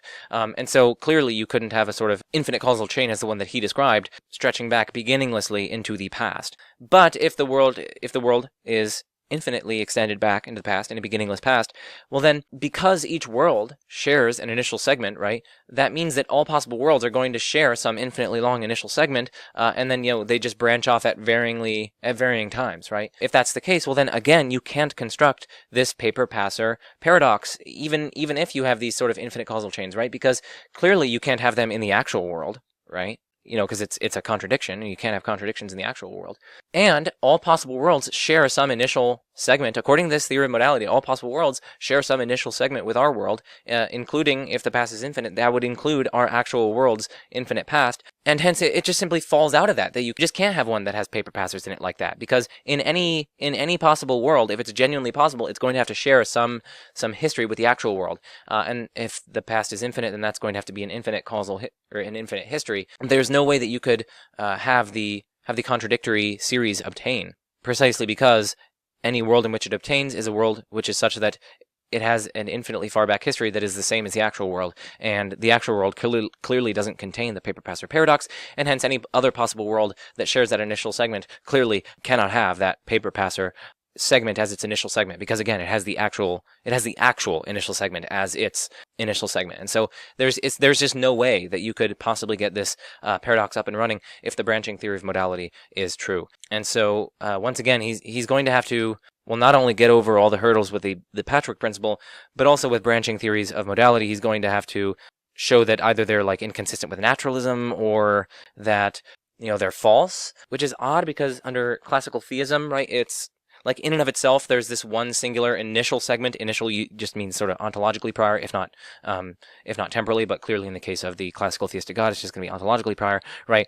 Classical theism is in some sense committed to a branching theory of modality. God is a sort of initial world segment, as it were. He's the sort of ontologically prior reality that all worlds share, and different possible worlds just obtain in virtue of the different outworkings of God's causal power, branching off from this one singular source, which is God.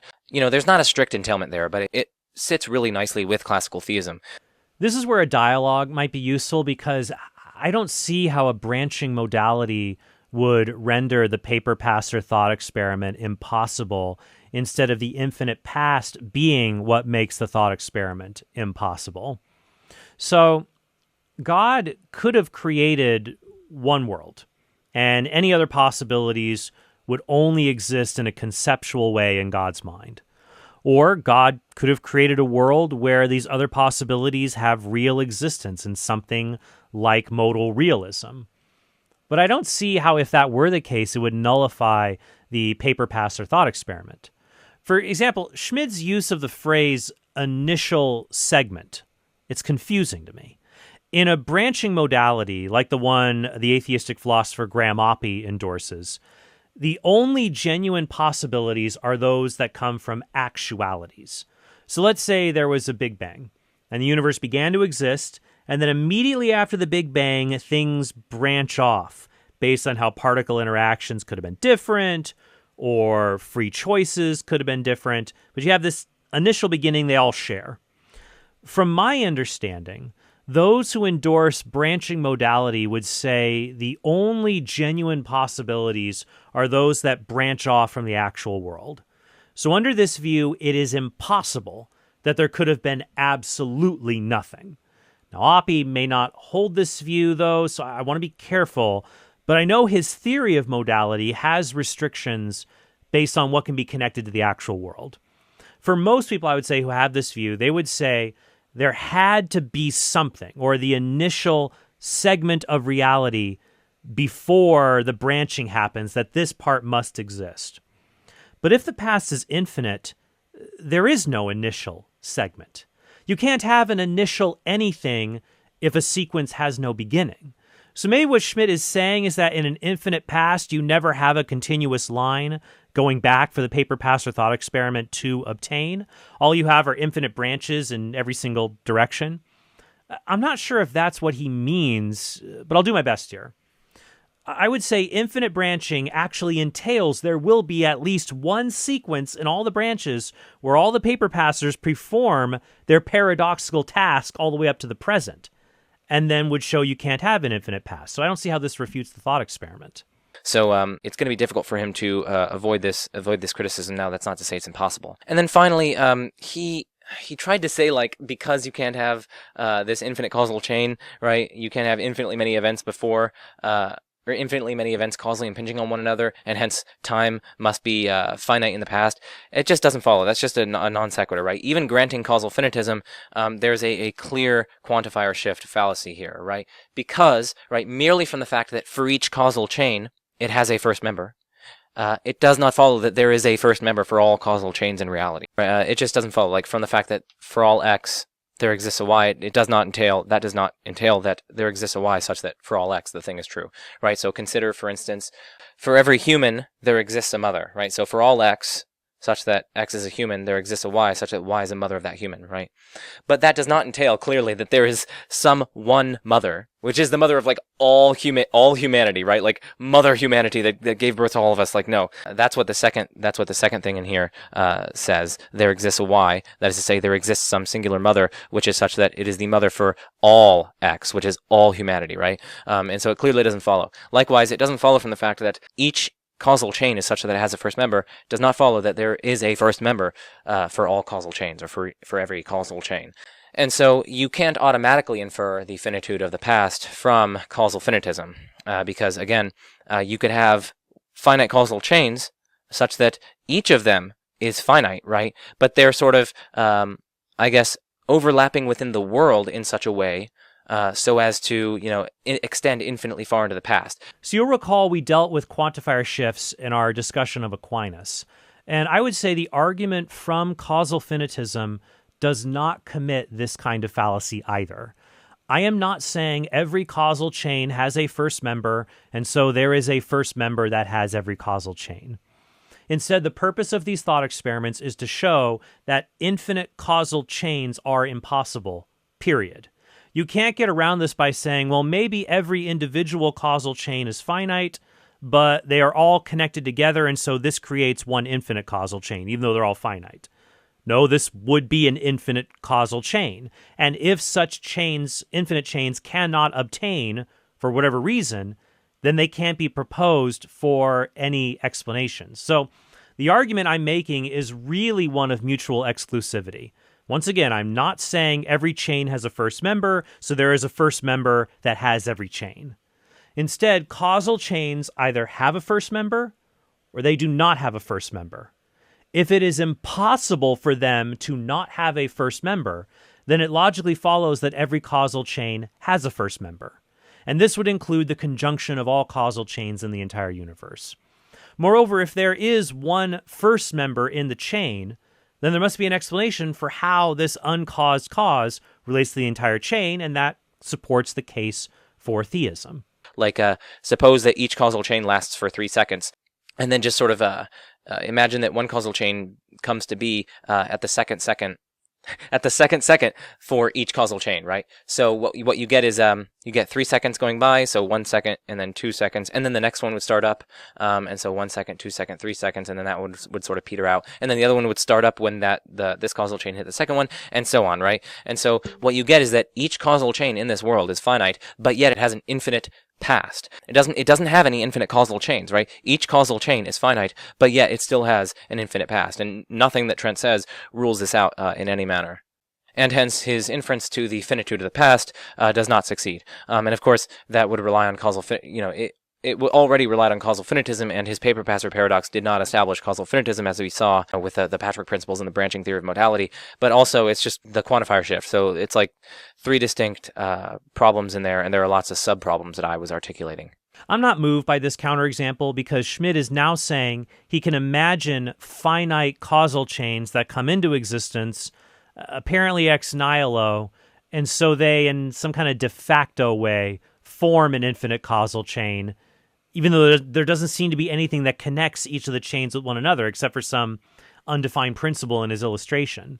So I would just say what he's proposing here is not metaphysically possible. And if it's not metaphysically possible, it's not a good counterexample. But anyway, let's get back to the video and let's hear what he has to say by means of summary. Notice that we are at an important juncture. We've seen the universe has an explanation for its existence, and that explanation is not the universe itself. Instead, this explanation is necessary, or it explains its own existence.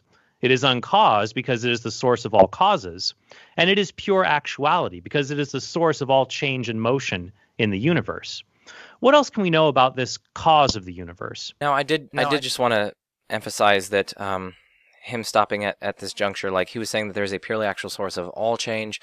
I mean, as we saw, he didn't give any reasons for thinking that there could only be one purely actual being, and hence, even though he allegedly showed that each chain is such that it has a first member and that member is purely actual, it does not follow that there is a purely actual being, which is the source of all changes, right? That is a quantifier shift. And again, like as I argued, he hasn't shown that it's purely actual. That was a non sequitur. Of course, we're assuming a lot of heavy Aristotelian metaphysics in the background, but ignoring that. My main point is just that, first of all, he did not establish that it's purely actual. Second of all, by no means did he establish that it's the source of all change. And maybe he got to an uncaused cause by means of causal finitism, but we saw that argument didn't succeed. And also, merely from the fact that there is an uncaused cause of a particular chain, it doesn't follow that that uncaused cause is thereby the source of all causes apart from itself. Again, that's resting on a sort of quantifier shift fallacy. And so I did want to stop at that juncture and just emphasize that. So, and of course, at this point in the rebuttal, I would say stuff like, yes, I did, or no, you did. No, you didn't.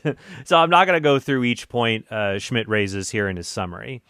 I will say what is interesting about Schmid's criticisms, and maybe he's just trying to grant as much of his opponent's case as he can, which is always a best practice in philosophy.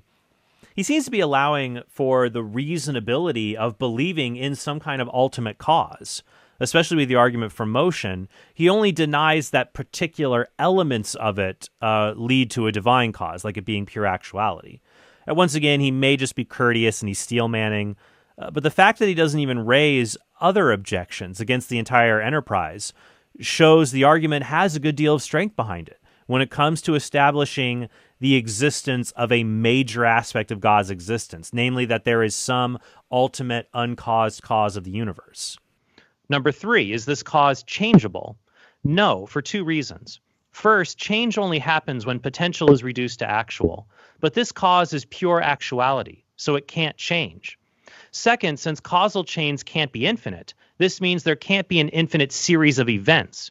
Since change is an event, this means the first cause cannot be subject to such an event, or it must be changeless. Question 4, is the cause temporal?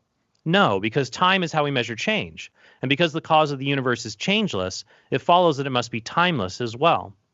Number 5, is this cause material? No, for 2 reasons. First, we know the cause is changeless and matter is always changing, at least on the atomic and subatomic levels. Second, if the cause is timeless, then it must also be spaceless or immaterial, because to be in space is to be in time. Even if the cause were a simple thing with no proper parts, it would still change in relation to other things or points in space. And so it can't be confined to space, just as it can't be confined to time. Okay, so number 3, is it changeable? I mean, I'll agree with him, assuming that change is the actualization of potential. I mean, we can grant, it's clearly just an opening statement. I mean, he doesn't have time to, justify the entire Aristotelian metaphysical backdrop. But assuming that change is the actualization of potential, then any purely actual being would thereby be unchangeable. So I guess that's fine with me. And that is fine with me too. We didn't conclude successfully to a purely actual being, but ignoring that. Is it temporal? Well, he said that time is the measure of change. First of all, this account of time is arguably false. It's not quite clear what time as the measure of change means, right? I mean, there are countless different ways to measure change, right? Many of which are entirely tangential to time. Like you can measure the quantity of changes that occur, right? Their magnitude, their quality, their probability, their spatial extent, and so on, right? These ways of measuring change seem entirely irrelevant to time. In order to avoid this predicament, right, it seems that we have to specify that time is the measure of change qua its temporal dimension, or temporal extent, or temporal succession, rather than, say, along the dimension of temperature or probability. In other words, it seems we must specify in some form or other, right, that the measure is one of temporal duration. But now the analysis of time is just circular, right?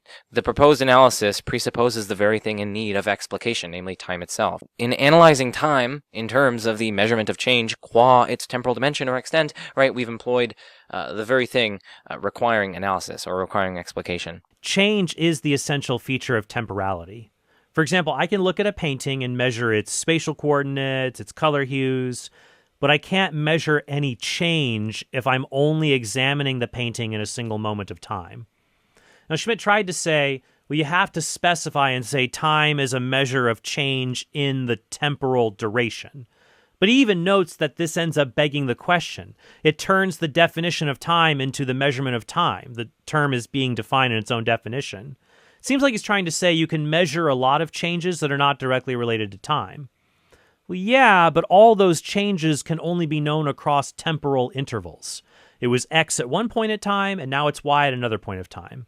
You can measure things in static entities, but you can't measure how they've changed without time. There are also lots of other interesting puzzles for this account of time. So first of all, it seems obviously possible for there to be a single instant or a single moment of time, right? After all, God could presumably just cause the first moment of time to exist, like the Big Bang, and then that's the only moment of time that he causes to exist. And then he just sort of he just removes his bestowal of being to the created order. And so the created order exists at that first moment of time, but no moments later than that. But in that case, we have time without change, right? Because change requires going from something to something, right? Change requires going from sitting down to standing, or, from A to B. And that takes some amount of time. What follows from that is that, there's no change in a world in which there only exists a single moment. But then time can't be the measure of change, because in such a world there's time, clearly, right? There is this singular moment, but there's no change. And hence time cannot just be the measure of change. There are lots of other problems for this account of change, different really interesting puzzles from indeterministic particle decay that are causally isolated, and other things that pose some pretty big problems or challenges for this account of time. Other philosophers have proposed the idea of time without change, or what have been called temporal freezes, and I'm not convinced by those arguments. In 1969, Sidney Shoemaker argued that you could have a world where portions of it, or even the entire world, experiences periods of time that don't pass and nothing changes, a temporal freeze. But this becomes contradictory when you say things like, in his example, the entire world freezes for 1 year and time does not pass. But if it does that, how do we know the freeze only lasts for 1 year if time never passes to tell us it's been a year? J.M.E. McTaggart, an early philosopher of time, said it should, quote, be universally admitted that time involves change. There could be no time if nothing changed. Schmid does offer his own example against the view that time involves change by saying, well, if God made only one instant of time, then you could have time without change. But I'm skeptical that such a world is even possible. It sounds like half the definition of God's eternity. The medieval philosopher Boethius defined God's eternity, which is timeless, as the whole simultaneous and perfect possession of boundless life. Saying you can have time without change in an instant seems on par with saying you can have three-dimensional space without height, width, or depth. It's contradictory. You could have a timeless instant where God perfectly possesses his entire life simultaneously, but you can't have an instant of genuine time without any change at all. It wouldn't be time. But let's just move on to one final criticism of this step, that the being in question is timeless, and well, apart from the different Mauryan problems that we might level against that, the different arguments against timelessness, from changing knowledge of changing temporal actualities and so on. Again, just see my recent video, Why Am I an Agnostic, for just a very brief explication of that. You can also see my discussion with Ryan Mullins. I think it's called Classical Theism and the Problem of Extrinsic Change, I think that's what it's called, for an explication and defense of that line of reasoning. This is the idea that if conditions in the world change due to temporal becoming, then God's knowledge must also change as new things come into existence. What's interesting is this argument, it seems to be rooted in Schmidt's views as a presentist when it comes to time. This is a theory of time which says only the present moment exists. And so if the present undergoes temporal change, then God's knowledge of what constitutes the present moment would also change, but the classical view says God doesn't change. In response, I would say this argument, well, it has no force against classical theists who believe in the B theory of time, or that the past, present, and future are all equally real. Under this view, all temporal truths can be rewritten as timeless truths that don't change. Also, even if presentism were true, God could still know truths about the present moment without undergoing change in his own nature by having some other relation to temporal events beyond merely perceiving them. In any case, Schmid doesn't elaborate on the objection, so I won't either, but it'd be definitely a great topic for a future video or future episode. But like even granting this account of time, the original argument from, the Aristotelian account of time to the timelessness of the purely actual being, that would still fail. I mean, merely from the fact that time is a measure of change, such that if there's time, then there's change, right? It doesn't follow that whatever is temporal is subject to change, right? That consequence simply does not follow from the antecedent, right? The antecedent only says that the existence of time entails that there is some change or other, right? It does not say that everything that exists in time must be such that it changes. For all the argument shows, right, temporal reality could be such that, objects O1 through ON exist in time, but one of those things is unchangeable, and yet time nevertheless exists and passes in virtue of the changes in objects other than that thing in question. That doesn't seem to be an obviously impossible scenario, but that's precisely what Trent would have to rule out in order to infer the atemporality or the timelessness of the being in question. Remember that my argument was that because the ultimate cause of all change is itself changeless, it would follow that the cause must be timeless since time is a measure of change. Now, Schmid claims in response that one could conceive of a world where time passes, but one thing in that world is immutable, it never changes. But that allegedly immutable, unchangeable thing, it would experience change in the sense that its temporal duration would be constantly changing. It would get a certain amount of time older. It would be changing along the four-dimensional block universe. This is why classical theism is very committed to the view of divine timelessness. In fact, this was the constant definition of what it meant for God to be eternal throughout church history. Moving on to his fifth question, is it material? His main thing is just that, or his main claim was that matter is always changing. That is kind of plausible, but it's still questionable in some regards. Like, presumably we don't have access, epistemic access, at least at present, to the sort of whatever is the fundamental layer, the fundamental ultimate layer of material physical reality, if there is one, of course. But if that's the case, that we don't really have epistemic access to it because we don't experience it, plausibly it might be beyond our current technological capacities, our scientific investigations. We can only get so low into the quantum realm, right? If that's the case, well then we might be able to sort of inductively infer that, if all the material things that we've encountered are changeable or changing, then whatever this fundamental thing is also changing. Like, we might be able to do that, but it doesn't seem as though we can sort of confidently say that matter as such is always changing, precisely because we don't really have epistemic access to that, or plausibly we don't have epistemic access, at least at present, to whatever that fundamental ground layer of physical reality is, that deepest, most ultimate layer, as it were. The objection is that, yes, we do observe change in matter, and we're confident that even things that look like they aren't changing, like a stone statue, they are changing. There are a bunch of whirring electrons zooming all around. But what if, the objection goes, the fundamental matter in the universe, like whatever makes up quarks or strings, maybe it just doesn't follow the same rules, and so the fundamental matter of space doesn't change? There's a debate in philosophy over what the most fundamental particles are. Is matter made of simples or gunk? Gunk is something you can divide forever and never reach an indivisible point. A simple, on the other hand, is something that cannot be divided. So maybe the most fundamental part of reality are these unchanging, indivisible points. So on the first option, the gunk, if something can be divided forever, then it can be changed forever. So my argument about the changeability of matter is still strong. It remains. But even an indivisible point, it would still undergo local change.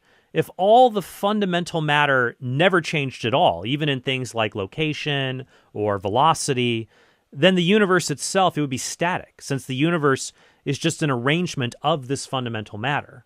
Either way, it seems completely plausible to say whatever is the ultimate cause of the universe cannot be made of the stuff that makes up the universe. It can't be made of matter because it's the unchanging source of all change in the universe itself.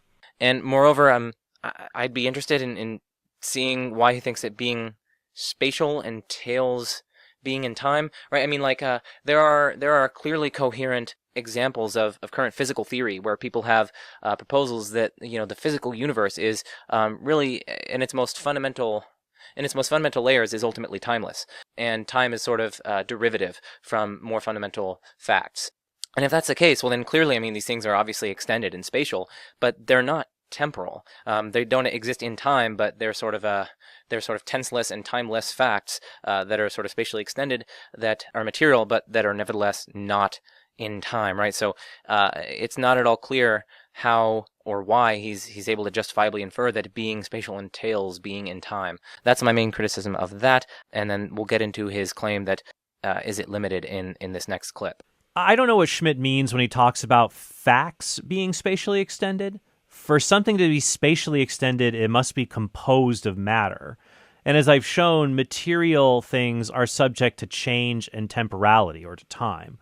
I also don't know what he means by a timeless universe where time is derived from space. I agree that time and space are interwoven, so you get space-time, and so you get things like gravitational time dilation, where clocks run slower if you have a lot of gravity, like a black hole. Watch the movie Interstellar for that. But even here, you still have larger reference frames and perspectives of time that are distinct from the actions of objects in space. That's why, even though you have relative time, we can date the observable universe as a whole to being 13 billion years old.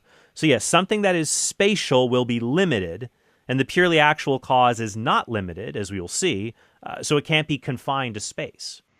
Number 6, is the cause limited? No, because that would contradict the cause being pure actuality. To impose a limit on something would be the same as saying there is a potential for that thing which the thing in question can never actualize. That means the cause's causal power could not be limited, which is another way of saying the cause is all-powerful, or there is nothing it can't do. And if the cause can bring something into existence from nothing, then there really is nothing it can't do if it can accomplish that feat. Number 7, is the cause necessary? Yes, because if it were contingent, or if it depended on something else in order to exist, then this cause would need an explanation for why it exists, and our argument would start all over again. Also, because this cause is changeless, it can't go out of existence, because going from being existent to non-existent is a temporal and mutable process. And we know the cause of the universe is timeless and changeless. Moreover, in being pure actuality, this cause would have no potential for non-existence, and so it could not fail to exist. Question 8, is the cause personal? Yes, and here are 5 reasons to think so. The argument for the unlimited nature of this being, he was arguing that it contradicts pure actuality, because having some limit entails having some unrealized potentiality. It seems to me that that's just like a clear non sequitur. No, like, limits do not automatically correspond to some unrealized potentiality, right? Like, I'm limited insofar as, like, I can't run as fast as a cheetah, but I clearly don't even have the potentiality to run as fast as a cheetah. That just goes beyond my nature. Like, that's just not in the very nature or character of my muscles and my bones and so on. That's just beyond my human nature, right? And so, even though I'm limited in that regard, I don't have potentialities in that regard. It seems eminently and obviously possible for there to be necessarily had and essentially had limits on things such that they don't entail the potentiality for being different or for being otherwise. And hence, being limited is perfectly compatible with being pure actuality, because its limits could simply be necessarily actual. They would have no potential to be otherwise, no potential to be different. And so this being could be limited in countless respects. It just does not follow that it contradicts pure actuality, and it seems to me just to be a straightforward non sequitur. Limitation does not by itself contradict pure actuality. In fact, something can be extremely limited and yet be, purely actual. Is it necessary? Well, I agree with his reasoning there. Yeah, I mean, if it's purely actual, then it's going to be a necessary being, so. Schmid is sort of on the right track when he was talking about natures and potentiality. So, for example, I'm even more limited than Schmid in that I can't even run as fast as the average high school track athlete. But I do have the potential to run that fast if something actualized it in me, like physical training. Of course, physical training is never going to get me as fast as a cheetah. In order to do that, you might have to change my human nature through some weird animal splicing experiments or cybernetic limbs, things I don't recommend. So the limits we have do depend in some way on our natures, our potentialities. But since God's nature is just existence itself, it follows he has no potentials of any kind. His nature is not limited in the way our natures are limited because God doesn't have a nature per se. This is one of the big differences between classical theism and theistic personalism. Theistic personalism says that God belongs to a class or a kind, persons.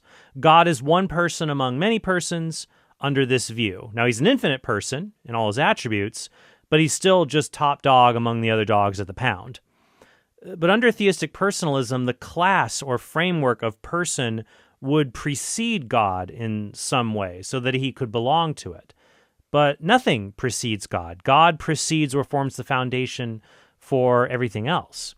As a result, God's nature is identical to the fact of his existence, and that functions in an unlimited way so that there is a reason God is the most fundamental element of reality. And Schmid does agree with me that if something possesses pure actuality, then it will have necessary existence. Let's dig in now to his 5 reasons for thinking that the being in question is personal.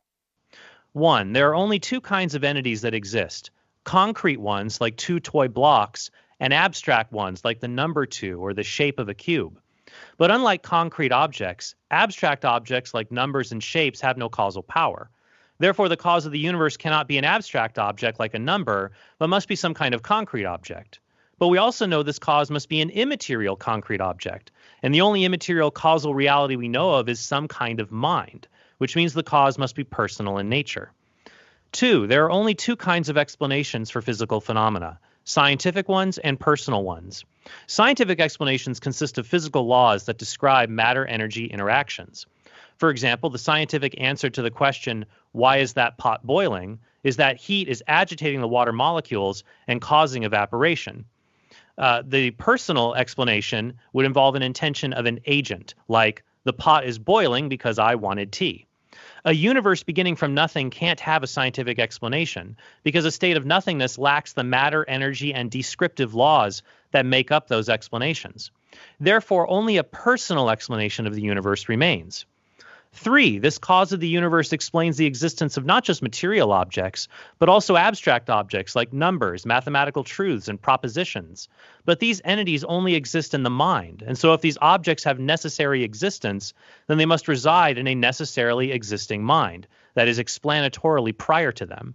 Moreover, if this mind has no potentiality, then its knowledge of these truths could not be limited, and so it must be all-knowing.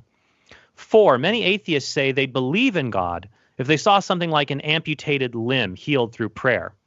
But this means that they would pick a divine explanation for an event over simply saying the event has no cause whatsoever. But if our universe came into being just as inexplicably as a healed, amputated limb, then atheists should be consistent and conclude that the universe has a divine cause as well. 5. Our universe contains moral properties that only make sense if they have a transcendent moral source. Now, morality only applies to persons, so if the cause of the universe is the source of these moral properties, then it must be a supremely good person and not an amoral, impersonal force. Which brings us to my last question. Number 9, is the cause of the universe good? Okay, so he gives 5 reasons. First one is basically that the only immaterial concrete objects that we know of are minds.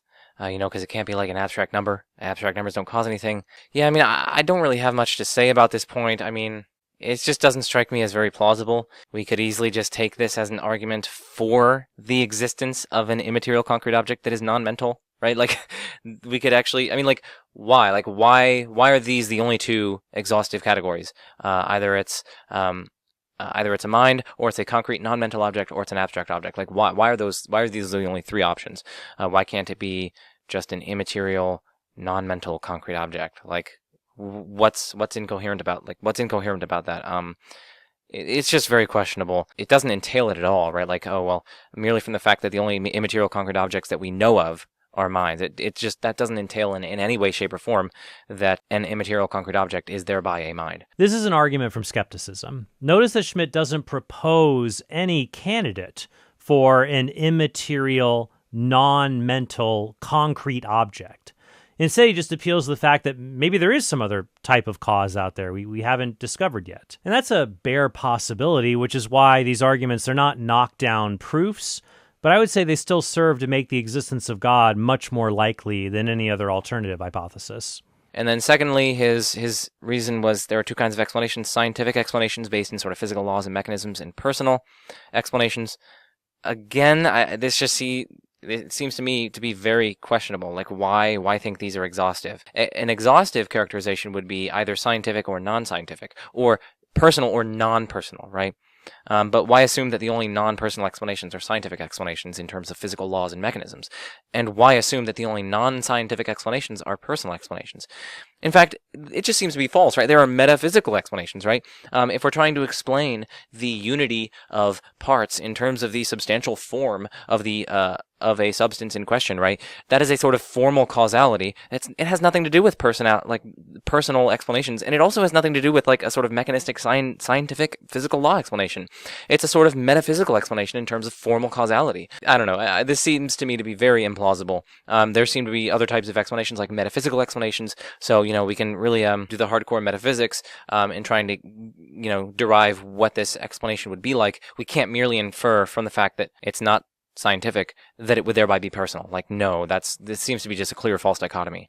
I agree that scientific and personal are not mutually exclusive in the same way material and immaterial are mutually exclusive categories.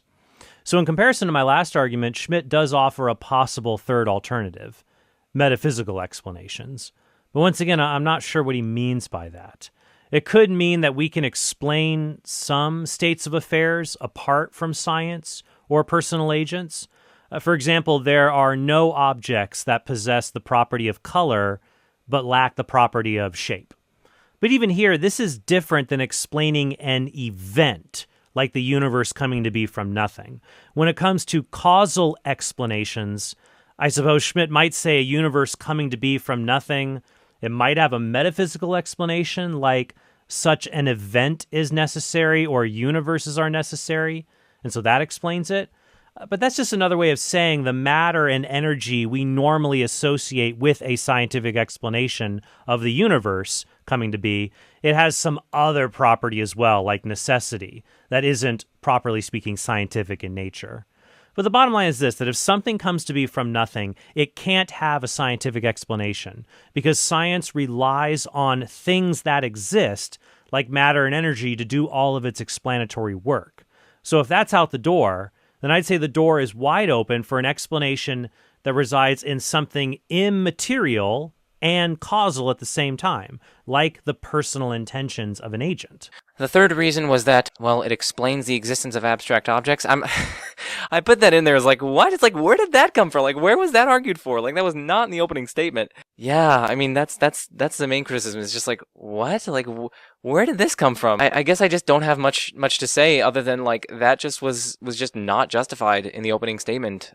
Somehow we just got that this being is the source or like the explanation of abstract objects. Not only was it not argued for, but it does seem implausible. So if you're curious, you can check out my video, non-classical or non-traditional arguments for theism. I went through maybe like 10 different problems for a sort of theistic grounding or causation or some sort of divine activity that accounts for or explains or is the source of abstract objects. I went over different like bootstrapping problems that that's going to run into.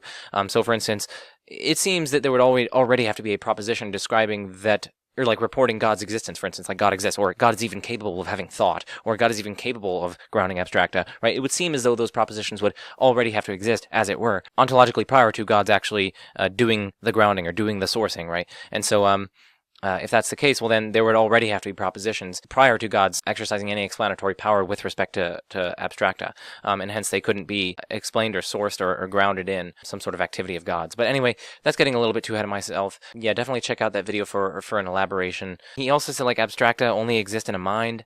It's just like, what? Wasn't justified. And, granted, I mean, he only has 15 minutes, and, I have this whole video to myself, but I guess I can just only say that it just was not sufficiently justified. Yeah, there was no reason given for why these things only exist in a mind. I will offer a mea culpa on this argument, in that I should have fleshed it out more in the debate.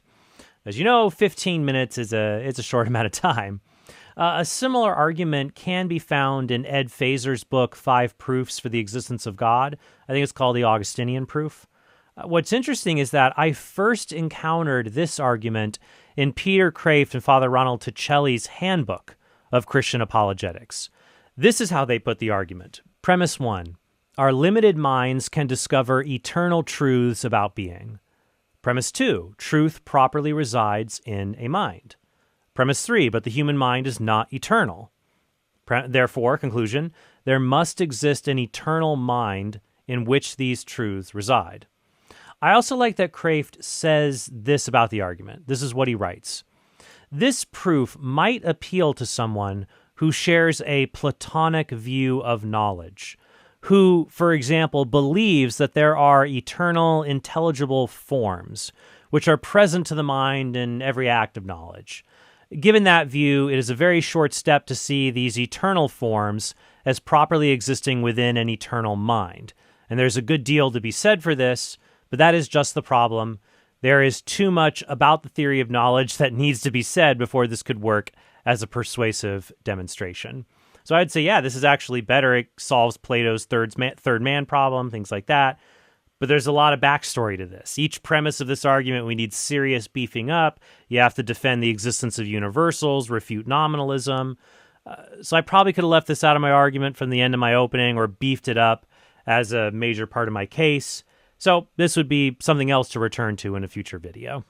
And before we were talking about consistency on the part of atheists, like surely the beginning of the universe ex nihilo would be even more miraculous, as it were, than an amputated limb growing back as a result of prayer. And yeah, maybe, but I guess this would only apply to some atheists who make that kind of argument, and it doesn't demonstrate that the being is personal. It certainly doesn't demonstrate that it's divine, and also nothing in his arguments that he gave entails creation ex nihilo. He was only talking about finite causal chains, and he was also talking about chains of changes, right? None of that entailed creation ex nihilo. And indeed, there are some interesting and somewhat plausible arguments against the very possibility of creation ex nihilo. And if you're curious, definitely check out Dr. Felipe Leon's work. I had him on my channel in a video called Theism and the Argument from Material Causality. So definitely check that out. I agree with Schmid that this reason is only going to be persuasive to certain people. Frankly, Schmid isn't operating at the frequency of the new atheists or their followers. I don't think Joe Schmid is going to say, you can prove to me God exists by healing an amputated limb through prayer. He'd probably say, you can prove God exists through a valid argument, a sound and valid argument. But for many other atheists who haven't thought it through like he has, and those who just dismiss philosophy, my hope is that this particular argument would get them thinking. Basically, I want them to see they're being inconsistent if they're willing to accept a minor miracle of something coming from nothing, like healing an amputated limb, as a proof for God, but not something major like an entire universe coming to be from nothing. As I said, this may not be appealing to Schmid, which is fine because not every argument will work for every person, but I think it should give many atheists pause if my other arguments for the origin of the universe from nothing or for its contingency requiring a necessary cause, if they are successful. And then his fifth one was that moral properties sort of presuppose a transcendent moral source to account for or ground their existence. And because morality has to do with persons or, concerns the realm of persons, right? This being would be personal. There are a number of problems with this. First of all, it just was not justified why morality necessarily presupposes, or moral truths necessarily presuppose some sort of transcendent moral source. From what I could gather, it seemed to be just an assertion, which is fine. I mean, he only has 15 minutes, so I can't really fault him. The second thing that I want to say in response to this is that merely from the fact that the intentional objects of various moral truths concern what persons do, it doesn't follow that what grounds those moral truths, whose intentional objects are persons, it doesn't follow that whatever grounds those has to be a person. Like, that's just a non sequitur. Even if we granted that there's some sort of transcendent moral source, some grounding of morality, right? It does not follow, right? It does not follow that it must be a person thereby, merely from the fact that the intentional objects of various moral truths have to do with persons and what they do, right? It's just a non sequitur. Moral truths do not affect many things that aren't do affect things that are not persons. For example, it's wrong to torture animals for fun, even if animals aren't persons. Maybe what he means is that moral truths only apply to persons. And I agree. If every human being disappeared, you would still have moral truths, but they wouldn't apply to anything in the physical universe. When a non-human animal forcibly copulates with another non-human animal, we don't call it rape. But we do call it rape when human beings do that, because human beings are persons who are capable, at least of developing the capacity, to recognize the moral law. And my argument was that if properties like the moral law exist, it only makes sense if they are grounded in some kind of personal element. Part of that comes from their imperative force. If a box of Scrabble tiles spills over and it says, "Go home," I don't have an obligation to obey them. If my wife sends a text that says, "Go home," I have a reason to obey. And it's not just any person, mind you, that has this imperative force over me. If a stranger tells me to go home, I might politely ignore that weirdo. He doesn't have authority over me. Well, my wife has a different level of standing with me than a stranger. So the order, the request or order, gets more force behind it as the authority of the person issuing the order increases. Well, if God is perfect goodness itself, then his commands to us have a universal and non-negotiably binding force behind them. So I would say that the argument still stands that whatever created the universe has some kind of personal element to it, because morality is ultimately irreducible to the duties and rights that persons have. Schmid may well say it could be grounded in something else, and I'd like to know what that is. Possibility is not the same thing as probability. In fact, in my first book, Answering Atheism, I survey the different natural foundations that one might have for moral duties or moral facts. And I found that a supernatural foundation is the only consistent explanation. I'd also recommend this book, God and Moral Obligation by C. Stephen Evans, a new book on the subject. Very cool. I think you'll enjoy it also. And then the final thing that I would probably say in response to this is just there are lots of different problems with, well, not only a bunch of these bootstrapping and abstractive problems with saying that God somehow has an activity, or maybe you're thinking that they're grounded in his nature, or maybe are they grounded in his activity? If so, like, how is this working? Like, how is this doing the grounding? How is this actually explaining things? And, you've also got like the Euthyphro dilemma, and then of course you got the modified Euthyphro dilemma in response to God's nature being the standard of goodness, or maybe God is identical to goodness.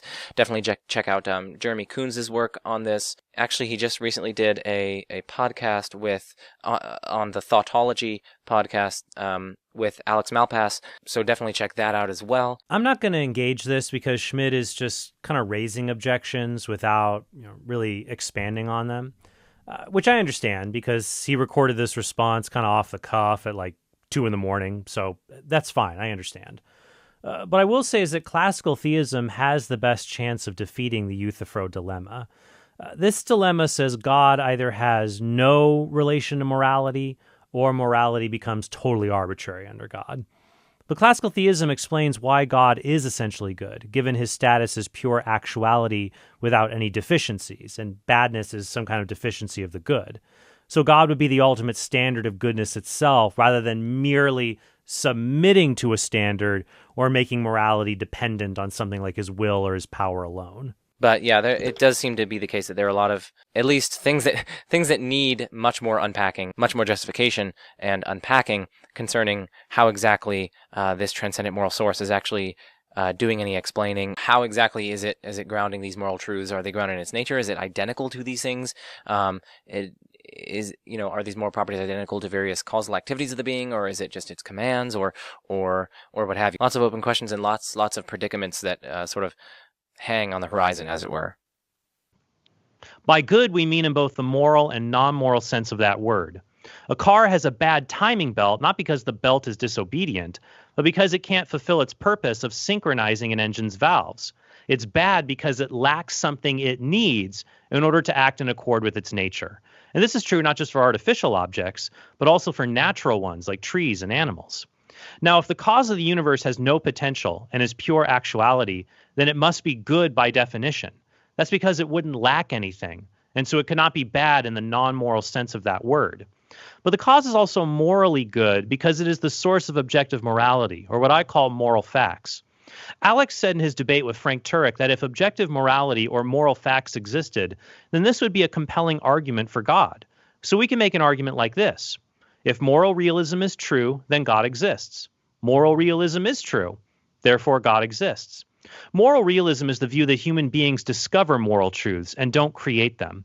Truths like rape is always wrong, or all human beings have equal worth, do not depend on human beings for their existence. Alex seems to agree with premise one, and other famous atheists also agree. For example, J.L. Mackie said of moral facts, they are most unlikely to have arisen in the ordinary course of events without an all-powerful God to create them. But why should we believe these moral facts exist? We are confident the external world is real and that other minds exist simply because those things seem to be real. If moral truths like rape is always wrong seem just as real, then the burden of proof is on the moral skeptic to show us why we should think otherwise. Now, Alex has previously said these moral truths are the objective consequences of subjective assumptions, like the goodness of increasing well-being. But if that's true, then they aren't objective because they depend on precarious assumptions we can and should challenge. For example, imagine we could genetically engineer human fetuses so they grow up with a desire to be slaves whose source of happiness comes from blindly obeying other people.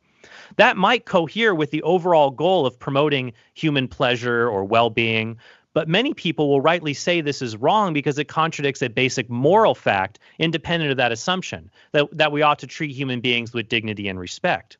So if you believe in moral facts, then you should believe an all-powerful God created them. Second, human beings are morally responsible for their actions. Alex says all physical events are determined by prior physical causes. But if that's the case and we lack free will and arsonists and serial killers are just as determined as lightning bolts and tigers, then it would be nonsensical to blame humans for actions just as it'd be nonsensical to morally blame a hurricane. Moreover, if punishment isn't something that's deserved, but rather something the state metes out for the good of society, the state could theoretically punish innocent people, like a criminal's family members, if such an act reduced crime overall by deterring criminals who at least care for their family members. But it's objectively true human beings are capable of being blamed, and it's objectively wrong to intentionally punish innocent people. This is something that only a divine foundation of morality could make sense to hold up moral realism. So when all these arguments are seen as a whole, they form a strong case that there is a changeless, timeless, immaterial, infinite, necessarily existing, all-powerful, all-knowing, and all-good cause of the universe, or what most people refer to as God. Okay, so I'm not going to discuss much of what he says there in much detail, mainly because I'm quite tired. But like he was saying that like God creates moral facts, like he specifically used that, and it's just like that just seems so implausible. I mean, surely God is free to create things or not. God is radically free. This is a core tenet of classical theism, right? God is radically free in his creative act, such that he could have refrained from creating anything at all. And hence, it follows that anything that he creates is contingent. But truths about morality are not contingent, right? These things are necessarily true. It is necessarily true. It cannot be false. And it is necessarily a fact that torturing babies for fun is never morally permissible. That is necessarily a fact. And hence, if we take what Trent said seriously, that God creates moral facts, but yet moral facts are necessary, but yet God is free to create anything apart from himself or not, now we have a sort of inconsistent triad. Like, which is it? Is God necessarily compelled to create something? Or is it only like contingently true that it's a fact? Is it only contingently a fact that, torturing babies for fun is immoral or what have you? So the objection here seems to be that if moral facts are necessary, or they are always true, then God can't be said to have freely created them, since if they are necessary, they must exist. Now, I agree God was not free to create immoral facts, like it can be good to torture babies for fun. But that's because those facts contradict God's essentially good nature. I think the important point to have here is that necessary truths can be grounded in other necessary truths. For example, the necessary truth 2 + 2 = 4 is grounded in the Peano axioms of arithmetic. Peano? The ones related to identity and addition, things like that. In the same way, necessary truths related to math or modality or morality, they exist, but they exist as reflections of God's perfect and necessary existence himself, as pure being itself. I think it's more than plausible, and other atheists have also recognized this. In my opening statement, I quoted J.L. Mackie on the oddness of moral facts in an atheistic universe. Here's another quote from the atheistic philosopher of religion, Robin Lepoidevin. Here's what he writes. Unlike humans, God is a source of moral value. That is, God's goodness in part consists of the fact that he is the basis of ethics. Since it is not trivial that God plays such a role, it cannot be trivial that God is good. In fact, it is highly morally significant because it points to the source of moral obligation. Or, is God not the creator of morality? Pick your poison. And moreover, if God is creating a moral fact, right, he either has some reason for creating the moral fact that, torturing babies for fun is not good, right? He either has some reason or he doesn't, right? If he doesn't have a reason, then it's just arbitrary, right?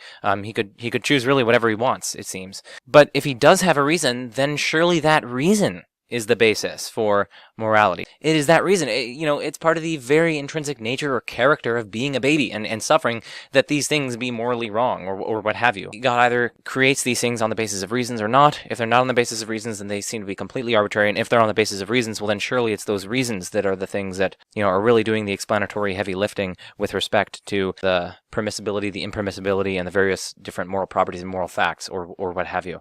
But again, there are different ways that you might go about responding to that and responses to those responses and so on.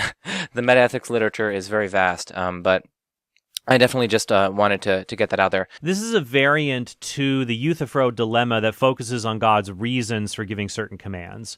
Either God has no reasons behind his commands, which makes him some kind of arbitrary maniac, or he has reasons for the commands he gives, and we should just follow those reasons, not the commands themselves. But we cannot think of God as just a powerful being who thinks about what is the best way for him to use his almighty power. Classical theism holds that God's goodness and his being are interchangeable. And so because God is purely actual, he must also be pure goodness itself. And so he's not just perfectly good in the sense that he meets a standard of goodness. He just is the standard of goodness.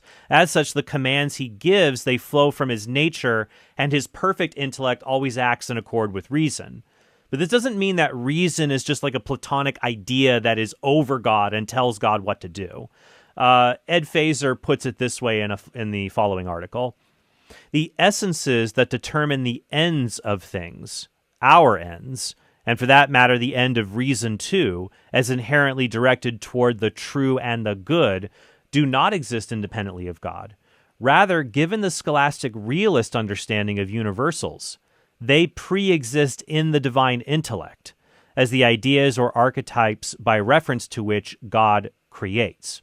So, there's a lot more that can be discussed. Schmid even says metaethics is a big field. So there's a lot more you can discuss on this when it comes to God and morality.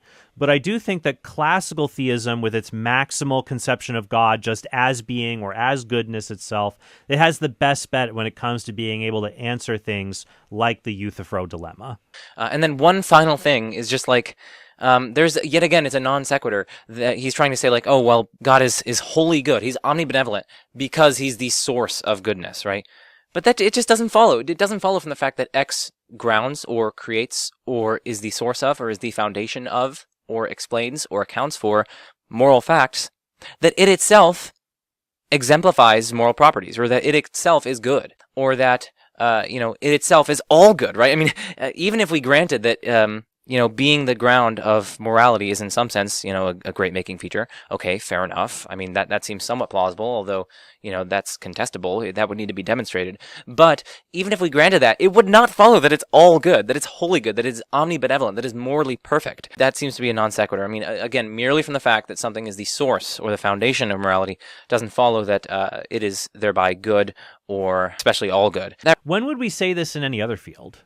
That'd be like saying The laws of logic are the foundation of a logical system, but it doesn't follow that the laws are perfectly logical. They could have some illogic mixed into them.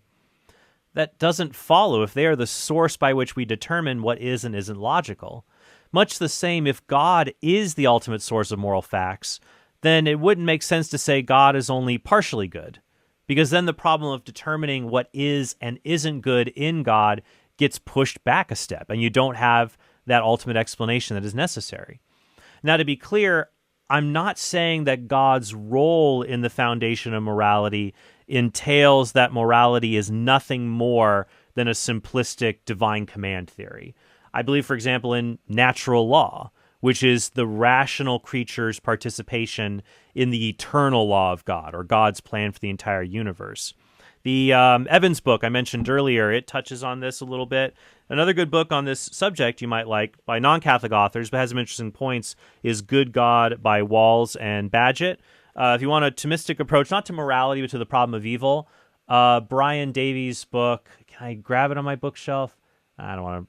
I'll just put up a picture of it. Brian Davies, The Reality of God and the Problem of Evil, has a Thomist perspective on evil, morality, and God you might like as well. That really concludes my presentation. Hopefully you enjoyed it. Hopefully Trent is able to see this, but who knows? Yeah, I mean, at times, obviously, I was just like a bit scatterbrained because, it's like past 12 a.m. when I'm recording this. So, yeah, so thank you all for tuning in. I'm Joe Schmid. This is The Majesty of Reason, and peace out. I will say that Joe's rebuttal after midnight is far better than most other atheists who've gotten plenty of rest. So now Joe, he might address this video that I'm making. I don't know, but I'm going to restate my long-standing policy of not doing rebuttals to rebuttals, so I won't be offering a further reply. Maybe we could schedule a debate maybe in the spring. We'll just have to wait and see on that. So in any case, thank you all so much for watching this. I'm really grateful that Joe Schmid made a response, and that, as I said earlier in the video, he's really raising the level of dialogue when it comes to Christians and atheists discussing these important issues. And I hope more people will look to him as an example of that, both atheists and even Christians. So I'm grateful for that, and I'm grateful for you all listening to this rebuttal. And yeah, I hope that you all have just a really blessed day. Hey, thanks for watching this video. If you want to help us produce more great content like this, be sure to click subscribe and go to TrentHornPodcast.com to become a premium subscriber. You'll help us create more videos like this and get access to bonus content and sneak peeks of our upcoming projects.